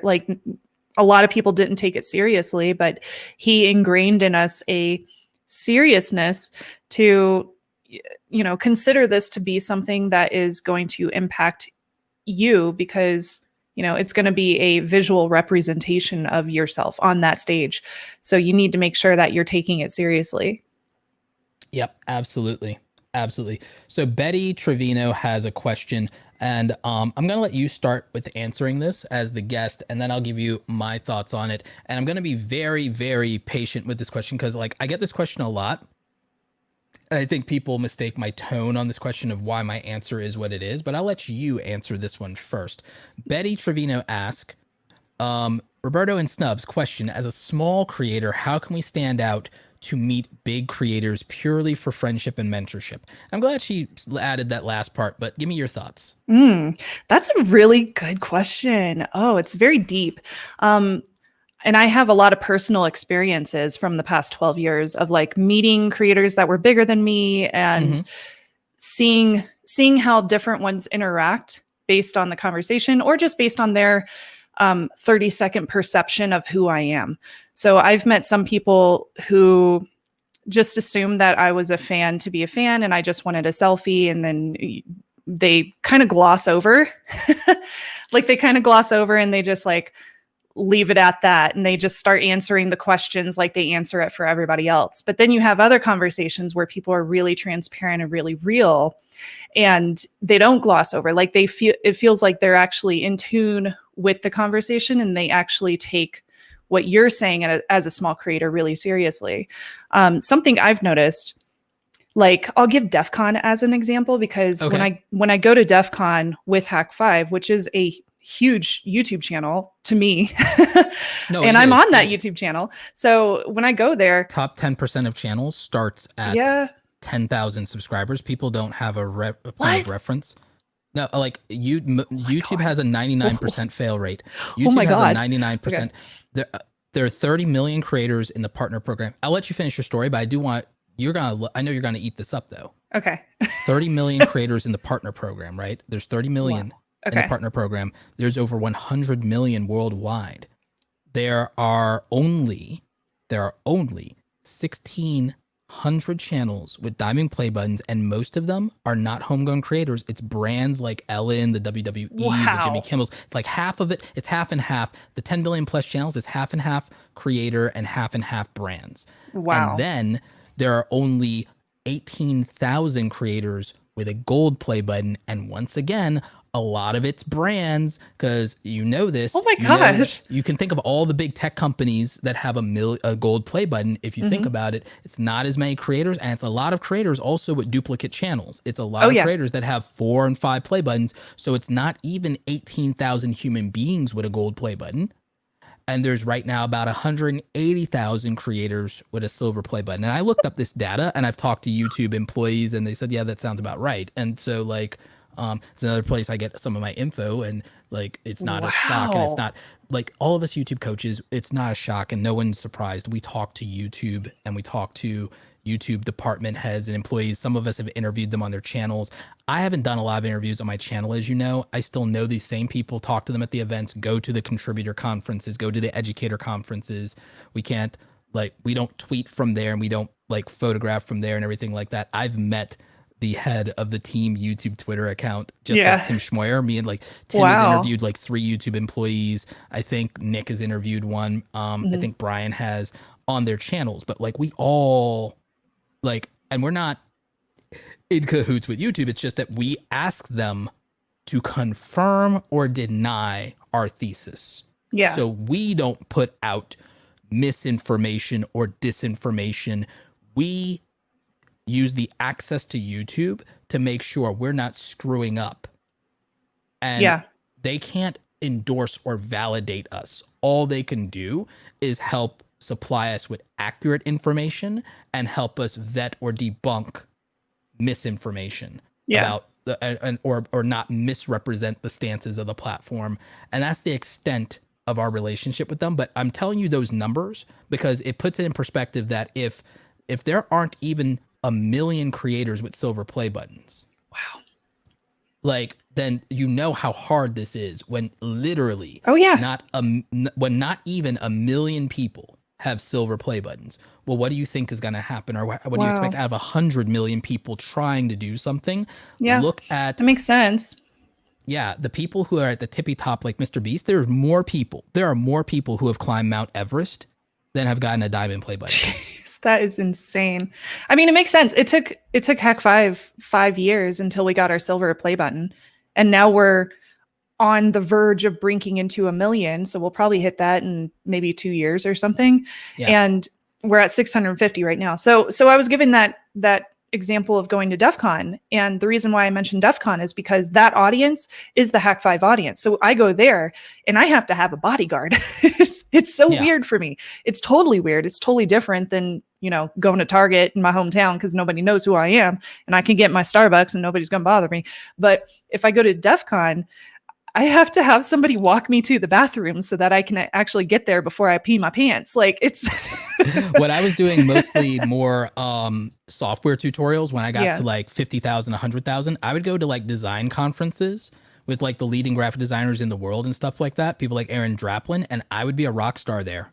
It's like people will tell me like no one outside of YouTube cares about stuff, but I'm like, but no, in niches like with the design conferences, it's niches, social media marketing world, you know this. I go to marketing conferences. There are no marketers who have big YouTube channels except for people who are famous millionaire gurus.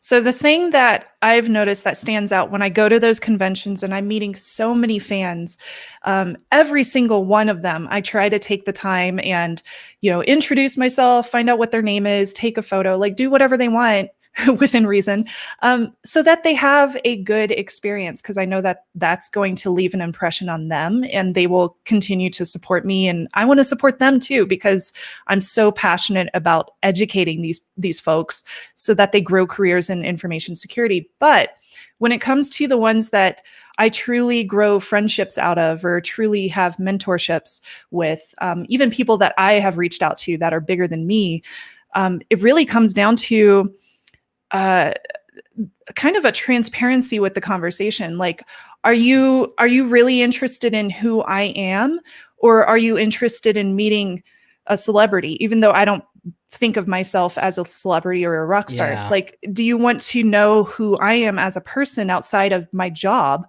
which is YouTube, which has deemed me this audience?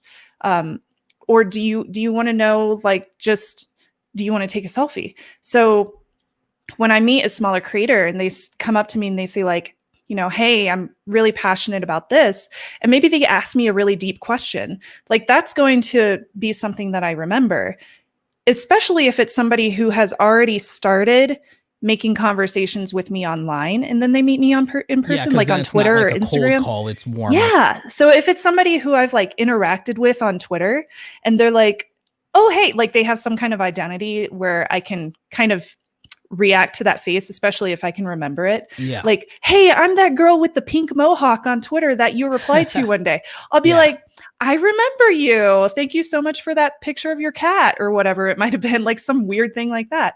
Like, I'm more likely to have an engaging reaction and remember who that person was if we've had some kind of interaction previously. And if we haven't, you can still come up to somebody in person, but have some kind of engaging result that you want out of it. Not just like, hey, it's so good to meet you, I'm a huge fan. Like, that's cool, that's amazing, but it's going to be so much harder to differentiate between all the people that a larger YouTuber meets. So like with me, if I want to grow a relationship, a partnership, a potential future collaboration with a larger YouTuber, I'll start on a place like Twitter or Instagram, wherever they're engaged. If it's a platform that I use too, then, you know, I'll follow them. And if they ever have a question about security and privacy, I'm like, hey, come to me, like I can help you. And I will be more than willing to help.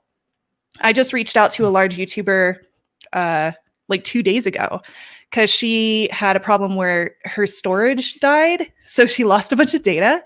And I reached out. I think I know who you're talking about too. You probably do. I don't want to like throw her information. But I sent her a DM. Drop here. Yeah, I sent her a DM and I was just like, hey, I have a contact at this storage company. So if you want me to reach out, I'd be more than happy to. And she was like, thank you so much. I'll let you know if I go down that route. And I was like, cool. Okay.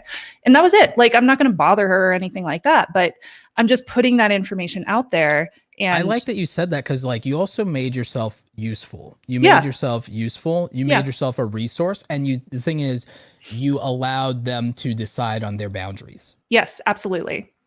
And if she has a boundary, then she can choose that boundary. Like if she didn't want to reply to my DM, she didn't have to. Like and a lot of YouTubers do have very strict boundaries when it comes to making friends with people online. So it is kind of hard to breach that, or kind of find where your foothold is going to be. But it is worth it to reach out and just have some kind of engagement with them. But I would say have zero expectations. Yes, don't have expectation, because I have had the times where I've been disappointed by a reaction from a larger YouTuber. And it's usually because like they automatically assume that I want a million subscribers and I want to leech onto them like I don't know, like a barnacle or something. That's not your fault, but the culture is dictated that if they make that assumption, they'll be right 9 out of 10 times, unfortunately. Yes, it's totally true. And I think, you know, I like knowing that I'm very independent and I've made a name for myself. And if I can continue that by offering help instead, like you said, then I feel like that's a more engaging result. I also find that there's an issue with also, like, there's a confluence of a lack of respecting that somebody more successful than you has boundaries at all and is entitled to have those boundaries. And then there's an entitlement and expectation. And I'm not saying this is Betty, but I literally had had this expectations conversation, multiple experiences and multiple times, and especially in Twitter, which is, by the way, I now realize that something my friends and colleagues in the coaching space do is they keep arm's length like a little bit, and they don't I do too. they don't do, you've noticed that I probably more than a lot of people do like ask me anythings or do open-ended things versus close-ended things. Yeah. And I'm realizing that I'm going to pull back on that, and I have a great audience, but the thing is, I know that sometimes I have the occasional person who doesn't respect or my boundaries, or feels that because they are a small YouTuber and I'm a big YouTuber, that I'm not entitled to human reactions to things. Yes. And they will not consider the possibility of how they approach someone and say, that person's big enough to where I guess they probably get bombarded every day, and they also probably like have people who come at them sideways. And so let me try to make sure that there's no misunderstanding in my communication. Absolutely. Yeah. So having self-awareness. People will hold larger people accountable for everything and never hold themselves accountable for anything, and will always say that if you're bigger or you're older or you're richer or whatever it is, you are always the one at fault. But that just means that we're now dehumanizing people, and we are going to say it's asterisk okay if they have it better than me or they have more than me, then dehumanizing them doesn't matter. And that full stop is wrong, because you're missing the entire point of not dehumanizing or depersonalizing people. And there's this total weird parasocial psychology to the ecosystem of content creation, social media. I want to talk to my friend Donna from Psych IRL. I also want to find like someone who has like a PhD in psychology to talk to about this. Because like I'm just a novice in that I have the practical psychology that comes from sales and marketing in the real world. I'm not an academic, and so it might be the one place I actually have talent. The thing I would say is that human behavior and user behavior is something I'm fascinated by. And I'm fascinated that we have an ecosystem in social media where the desires, wishes, and expectations and the wish fulfillment of somebody is projected and grafted on to an individual they have no real relationship with, someone who is a stranger. And they invest this emotional equity in strangers, and then have a very visceral reaction when their one-sided expectations or feelings don't yield the reality that they would want. Oh, 100%. I'll give you an example. Yeah. When I was first starting off with Hack 5, I had a lot of mutual friends who also did shows on the internet. And I once went to a live show for a online show called Pure Ownage up in Toronto. And they had somebody in the audience who is she's been on TV, she's acted, and she's been on a lot of shows. And she is a friend. Wait, I can almost guess who this is. You probably can. She's a friend of many people in my industry. So I was just like, I'm just going to go up there and introduce myself. So I did. So I introduced myself, and I had none of our mutual friends around me or anything. I just introduced myself in the audience, and I could automatically tell that she was like, oh, this is a fan. And I was like, oh, no. Like, I'm actually mutual friends with, I know Tom, and I know all these people. And she was just like, oh, okay. And I was like, well, it would be cool if we could like grab a drink or something. And it's just like, nope. And then like, nope, I met her. I was actually introduced to her about a year later during, was it Dragon Con or something like that? She showed up. Sounds right. That's here in Atlanta, by the way. Next time when the world's not ending and everything, we can hang at Dragon Con. Oh my God, I love Dragon Con. So she was there at one of my friend's podcast meetups. So my friend introduced us, and she had a drink in her hand. And I was like, oh yeah, we actually met once at the Pure Ownage premiere. And she was just like, oh, like she didn't remember me at all. And I was just like, I went at the time, I took it very personally. And I was just like, man, this lady's a bee, and like, whatever, like, I'm not going to watch any of her stuff anymore. Like F Supernatural, like F all this stuff. Cause I was just like, she's just, I don't like her anymore. And then I grew as a content creator, and I realized like, I approached her so wrongly in the first place. And I was trying to take up her valuable time instead of approaching her as a somebody who could offer value.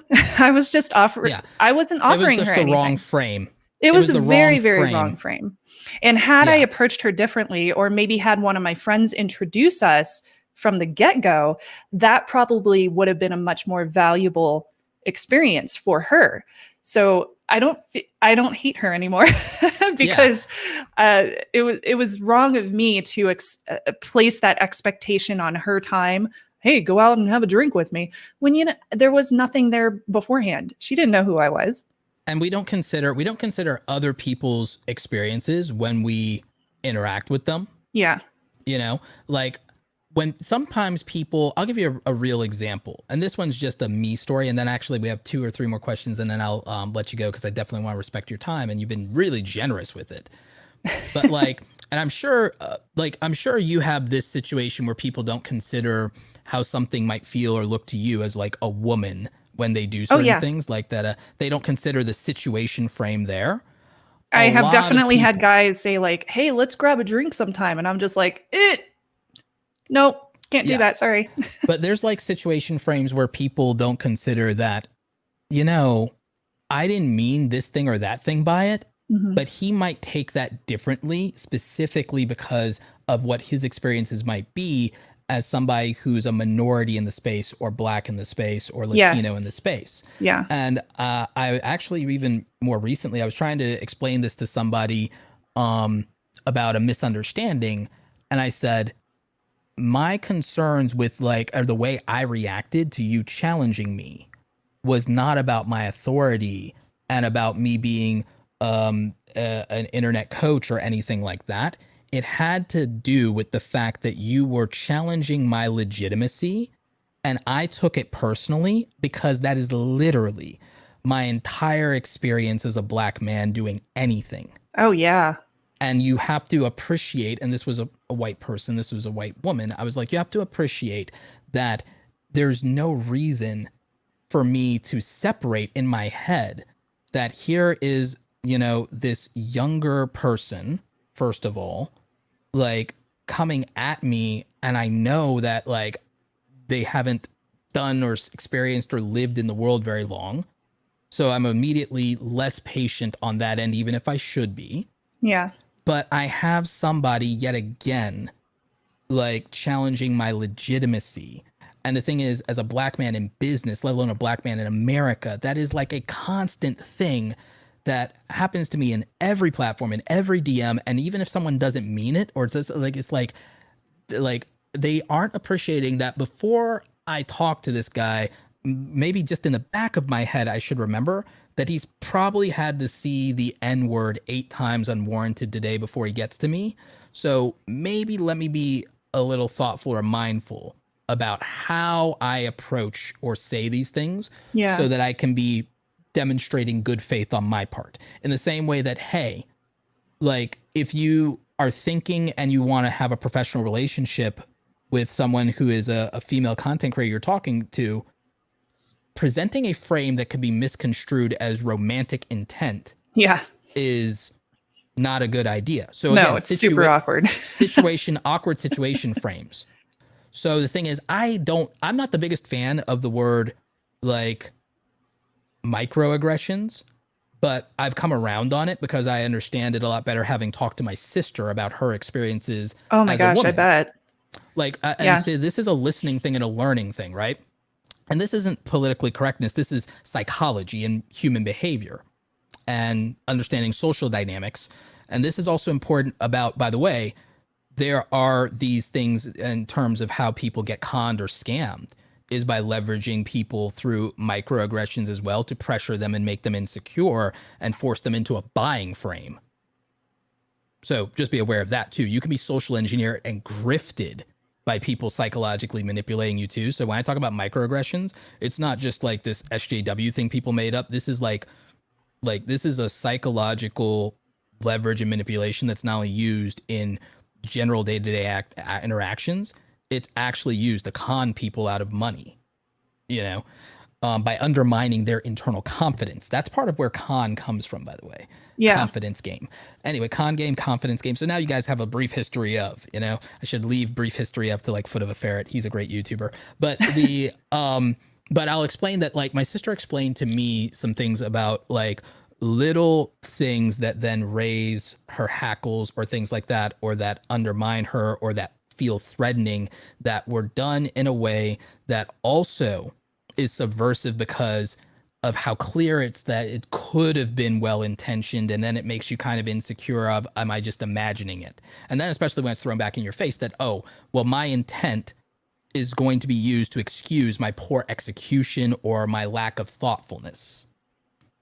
And that's where it starts to click for me, is like, okay, remember that I cannot divorce my lived experience of what being in my own skin looks like. So when you talk to me, I cannot divorce that from how I perceive something that I'm experiencing. I can't divorce the experiences that I've already had and lived through. Yes. And that from how I perceive a communication, regardless of your intent. And all I would ask is be thoughtful and remember that while it's in my and everyone's best interest to give everyone, including you, the benefit of the doubt, I am also framing for the fact that I don't ever presume to have been given the benefit. I never assume I will be given the benefit of the doubt, because I just have that. No matter how much money I make, no matter I hate flexing and I don't flex, but I do know that I get followed around less when I have my AirPods in, or when I literally have the new iPhone out and about and I walk around the store. I get followed less because I'm now, I'm not a threat. I'm not a loss prevention issue. I'm a sales opportunity. I have to literally present the frame of affluence, or there's the presumption of poverty. So understand that communication frames with, say, somebody that you admire, respect, or a content creator. Remember, you brought up yourself, Shannon, there's the frame of a fan versus the frame of a colleague. Yes, exactly. And when you don't present the frame of a colleague and you present the frame of the fan, there are more boundaries and more skepticism and more security concerns with the frame of a fan versus the frame of a colleague. So for me, the frame of somebody with a good faith question or good faith skepticism is a different frame than, hey, I am trying to challenge your legitimacy. So it's a confrontational. There's a difference between a conversation frame versus a confrontation frame. And some people don't account for the variation of where that might be for somebody for any number of reasons. And it could be their age. It may not be race or gender. It might be age. It also might be predicated on some unique, nuanced thing in your industry, or it could be things like gaps that exist between you. And those gaps could be not just gaps in age, gender, race, and everything like that. It could be gaps in your level within an organization. So if you were a boss, when you do something, the frame is an authority frame. And that could be, you have to account for, remember we talked earlier about bias? Oh, yeah. If somebody in authority does or says something, it carries more weight than if someone on equal footing with you were to say or do that thing. And if you don't calibrate and say, oh, wait, when I said this, this person is accounting for any consequences I might offer in my position for them. Yep, absolutely. I love that. It's your responsibility as the boss or as the entrepreneur or as the client to remember that you have a certain amount of power over this person when you communicate. And so you have to calibrate and realize that you're in an authority frame to them, and that you might mean something casually or lightheartedly, but they might internalize it very differently. And you need to make yourself much more clear in that situation because it's on you. So there's like a...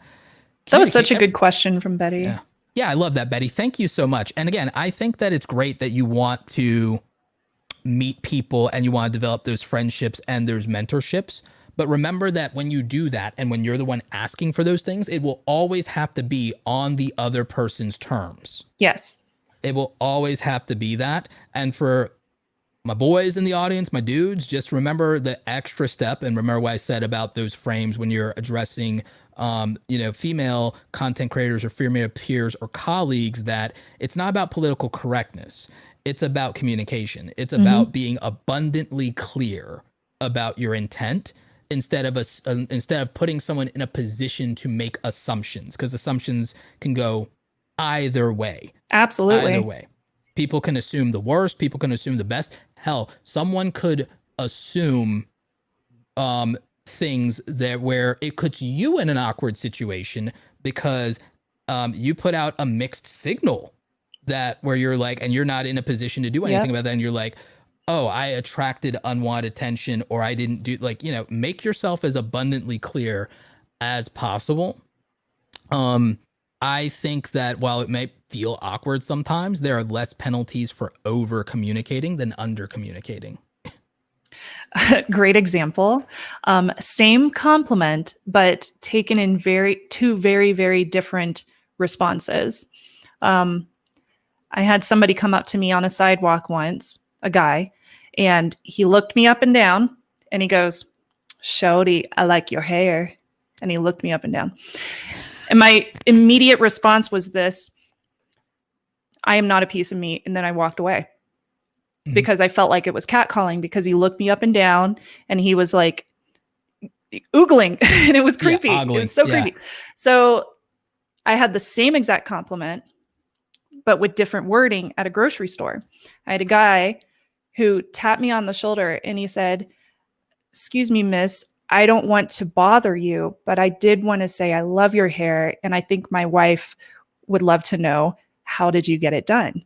And that I was like, oh, cool. He's not catcalling me. He's specifically interested in a piece of my hair. He's complimenting the same thing, my purple hair, but he was complimenting it in the way of, I respect your time. Can you please let me know so that I can share this education with my wife? And then I was like, cool. Yeah, totally, dude. And I even gave him a referral to my hairstylist at the time.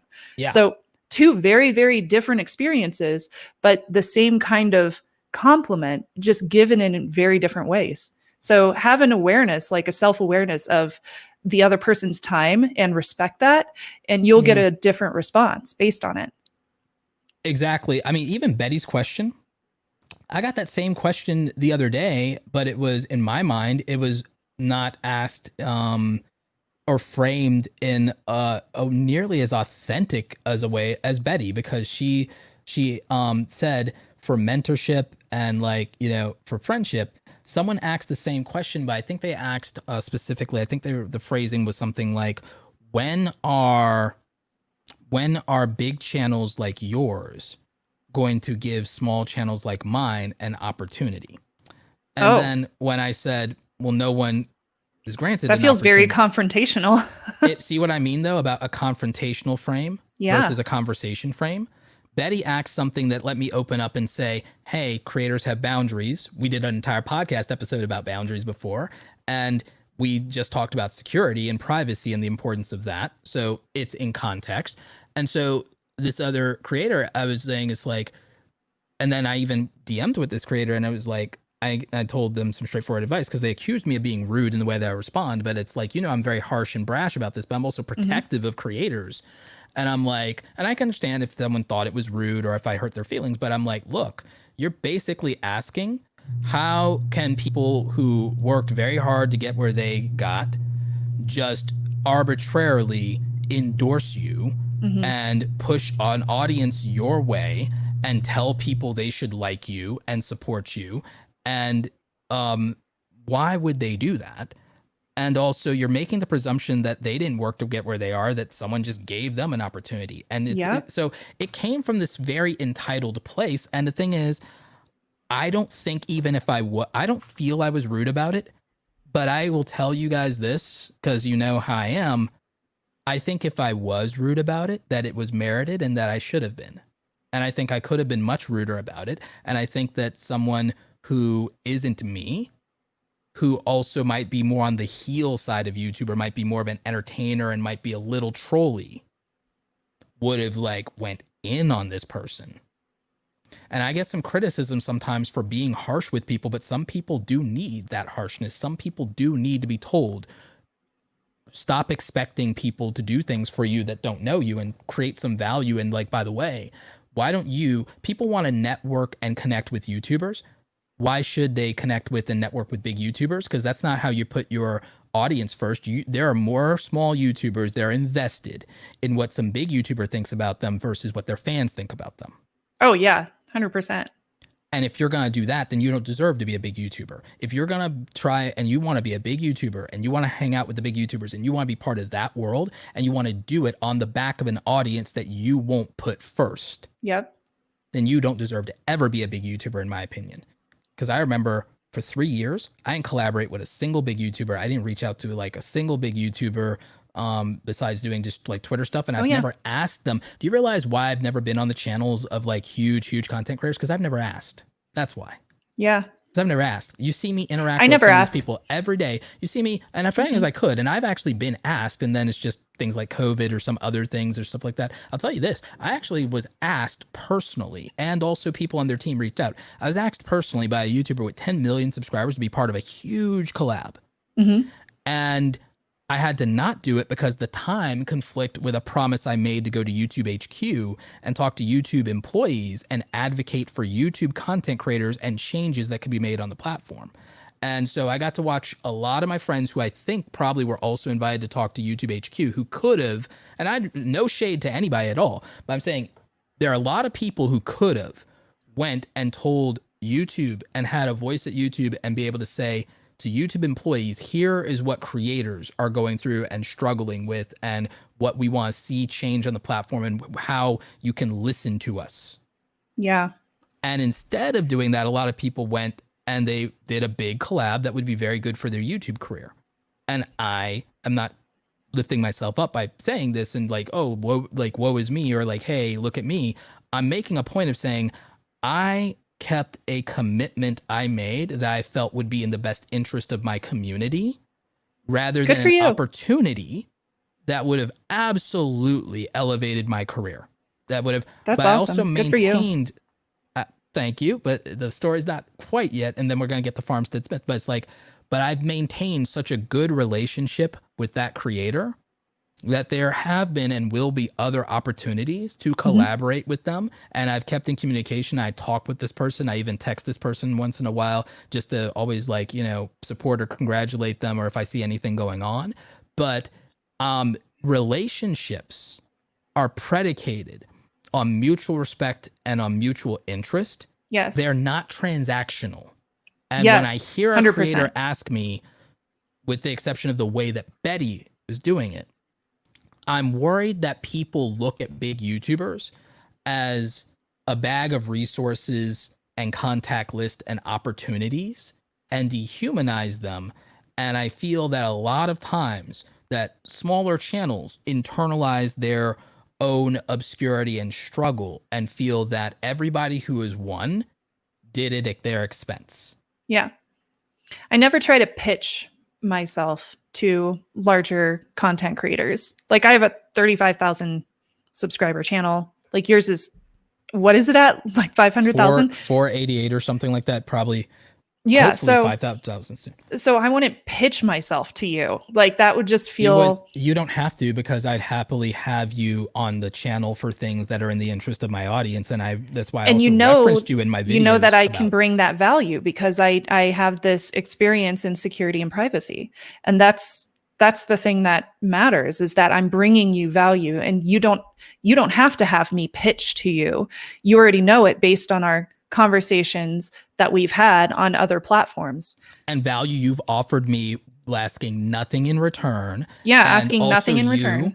Keeping a good reputation and the way that you communicate and conduct yourself and the way that we've interacted. And the thing is, I'm happy to, and we'll plan some stuff after the show, because I think there's a lot of value you can give my audience. But having you on my channel, there's like no subscriber upside for me.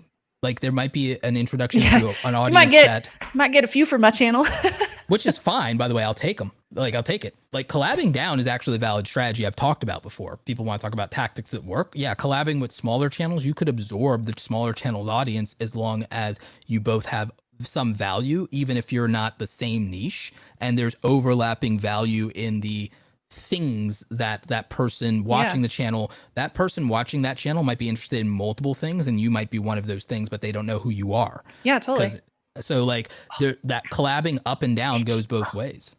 You know? And the reason why like I like going on other people's channels is not necessarily just for, the notoriety or anything like that, or to get people to subscribe to my channel. It's because I have this ingrained passion where I want everybody to be safe and secure online. And I know that there are people that are probably in your audience that have never heard what I have to share. And I want to give that information to as many people as possible, whether they subscribe to my channel or not. Like, when it comes down to it, I truly don't care if people are subscribing to my channel, unless you find my information valuable. If you don't, there's not going to be engagement. So don't subscribe. If you're not going to engage, like if you're not going to watch the stuff, then that number doesn't really matter. But the reason I want to come over here and like, I like giving classes. Like, I've given classes for free and I've talked at companies for free just because I want people to know this information. And I feel like the more people are more secure and are more understanding of their own security and privacy hygiene online, those practices, the better off we will all be. So I might as well preach that beautiful gospel. Same here. I give all the content I do, and we'll answer this question. I give all the content I do for free and then still create assets. And I don't really have those big courses yet, but I'm planning them. I'm planning the free course, and then the people who get monetized, I'm planning like a $300 and something course for them, and then the bigger course for the people after that.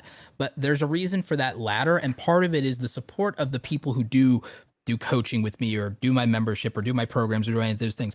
Those people subsidize the ability for me to do bigger and better things and do more things and be more generous for the people who can't afford it. Yeah. Because somebody's footing the bill for that. And the thing is, if I don't have it, then nobody has it at that point. And so the thing is, it's an actual method. I cannot believe this. I'm saying this. I may have literally figured out, quote unquote, trickle down economics, in the sense that if I'm successful enough, then the level gets better for the people at the bottom, subsidized by the people at the top, which is not abnormal because YouTubers who do brand deals are just using that method. They're just not going directly to the audience, but then that makes you beholden to an outside force. Mm-hmm. I'd rather keep some parity. So the thing is, what I like is when the money that comes from the people in my audience that directly support me is equal to the money from the brands, so that's not special interest dictating the direction of anything I do. You see, because it means that collectively my audience has equal investment and buying power for my attention to brands. And a lot of creators miss how subtle that is with the creators that they watch, of the influence that the brands have on the channel or don't, or that the brands want on the channel or don't. And so I've turned down bigger deals to partner with friends like StreamYard and TubeBuddy, specifically because they don't infringe on any of my control, and they just want me to be able to do what I do better, and they know that their product is good enough that the audience will like it if they even try it. I've turned down sponsorships. Yeah. Because they're insecure, or it's something that I feel like wouldn't be something that I would actually promote. Like if it's an IoT gadget from like some no-name company, like how am I going to know if you have any vulnerabilities? So I'm not going to let you sponsor my channel. Have you turned down brands based on them wanting creative control? Yes, I have. In fact, I talked about that recently on Twitter. I had somebody want to send me a sample of their product. I replied, sure, I would love to review your product. They replied back over email with a brand ambassadorship contract. And it included a little marker that said that they would have editorial control and they would be able to review the content before it went live. And they wanted links and hashtags and all this stuff. So I emailed her back and I explained that's not a review contract, like with an embargo or anything. That's a brand ambassadorship contract. That's editorial control, and you can't have that in a review. No. If you want to sponsor the channel, a showcase, fine. But not a review. No. But no, not a review. No, thank you. No. And she never replied back. And I was like, well, sorry, but that's going to go against what I believe in. I agree. And so, yeah, like there's a thing where this is a conversation for another time. I'd love to talk to some people about this, maybe even a panel with you and some other people about brand deals at some point. Oh, yeah. But there's the necessity for creators to keep, in many ways, moving the bar financially for themselves, is that it puts them in a position to create better experiences for their audiences, and it puts them in a position to be protective of their audiences by not having to say yes to other things. Yes. Very true. So the thing is, what you can say no to justifiably while still feeling good about the effort that you're making, the investment that you're making, the risk that you're making, it has to be there. There has to be a payoff. You can't. It cannot be at your expense, but it can't be at the audience's expense either. And so it has to be mutuals. It has to be. We have to have these mutual respects, boundaries, but we also have to have a mutual investment in each other to be able to get real equity. Because then, otherwise, it just becomes this thing to where someone ends up becoming, whether they intend to or not, a walking advertisement, a walking billboard for somebody else. And we see it happen all the time, and it's unfortunate. But I want to know what you think about Farmstead Smith's question. How do you best respond to apologize to someone once you realize the tone or what didn't match the intent? Okay, so if somebody came to me and their tone or whatnot did not match their intent, a lot of times, if it's on social media, it's very hard to tell what their intent is, especially if it's just text. And I have blocked people just based on a very quick reaction, and then had them apologize to me over email because they were going through something bad and they were just projecting onto me, basically. Anytime something like that happens, usually I take a step back, and I do have to think about it because I am very reactionary sometimes, which I'm very self-aware about. But I think that also comes from all the heavy criticisms that you get from as a content creator. So I am very reactionary. And it happens to everybody, male, female, black, white, whatever it is. Like trust me, there will be 300 like, trust me on that. So yeah, I have to take a step back and kind of consider that they're a human too. And I try to think about what they truly are going through. And if it feels like a true apology, then I will unblock them on Twitter if I remember what their Twitter account is. It's very hard to remember after you block them. I think I have 330 people blocked, 200 people muted. What about you? Oh, but I've been around for a minute. Bro, I don't even know. It's bad, like a lot. I would imagine that your numbers have to be double mine, because partly just for being a female content creator, but also because of the niche. Hold up, now I'm curious. How do I find my block list on you have Twitter? to go into the privacy thing. Oh, okay. So it would be under my settings and privacy. And while you do that, I'm going to answer mutes and blocks. I'm going to answer main Woods chick, Stubbs and Roberto. I'm thinking of vlogging again, but the camera doesn't like me. Should I suck up the anxiety and go for it, or just embrace the awkwardness? Homestead and chicken videos. So here's the thing. I did not, my first 100 videos are god awful. My first 100 videos are god awful. The camera was not my friend. Sometimes I still internally struggle with that. I actually posted something on Twitter about how if you make 100 videos, you'll hate the sound of your own voice, and if you make 1,000 videos, you'll hate everything about yourself, because you end up nitpicking everything about yourself, and the audience is actually in many ways more forgiving than you are about it. So I would tell you that I went on camera partly to get over my awkwardness. I am much more confident having become a content creator. I didn't become more confident and then become a content creator. I became a content creator, and as a result of that became more confident. I became I think, better at dealing with confrontations, even though I still have a lot of work to do. I became better at feeling the ability to communicate and to be outspoken, even though I still hold back, to be honest. Like, as blunt as I am, I still hold back. Like, people are like, I do tone it down, like, on camera. I don't exaggerate anything. If anything, I still am not unbound, and I still am somewhat like, but again, it's not that bad. It's only a 5 to 15% filter, and that just depends on other variables. And the thing is, in society and in life, that's fair and that's appropriate sometimes, because it also just means that I'm not being selfish. It just means that, primary example, not cursing was an intentional choice on my channel so that anyone of all ages can enjoy my content, and so that teachers can use my content, and so that everyone can use my content and be safe for work in their professional environment with no risk.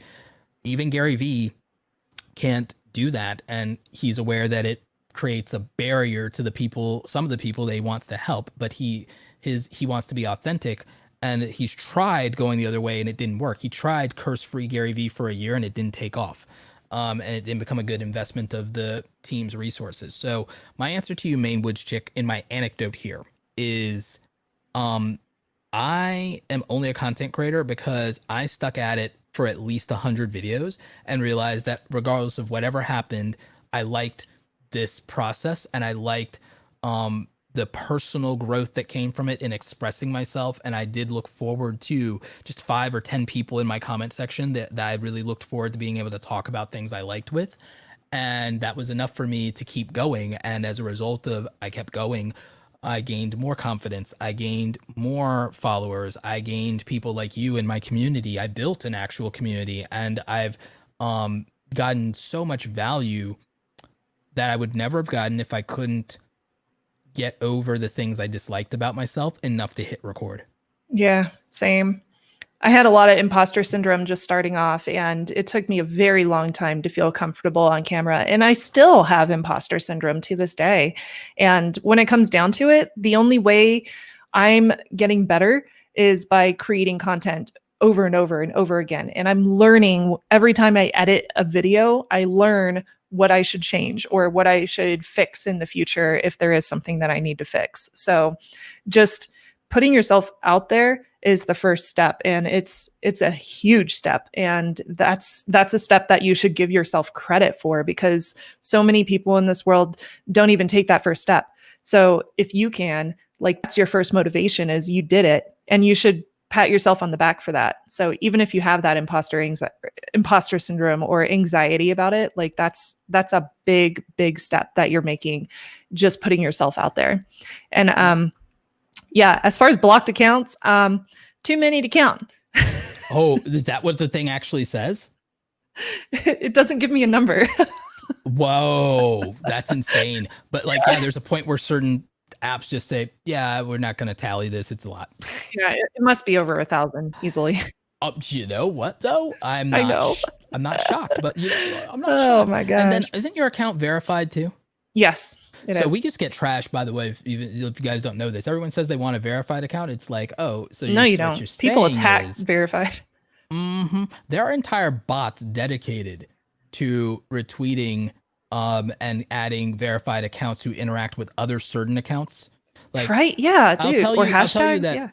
I'll tell you that there is a world-leading politician who will remain nameless, who has a very, very large toxic fan base, that if you are verified and you tweet at them in any way, your name is added to a list specifically for no other purpose than for harassment, and your thing is retweeted by an account that people follow that says that it is just for the purpose of retweeting verified accounts that interact with this politician.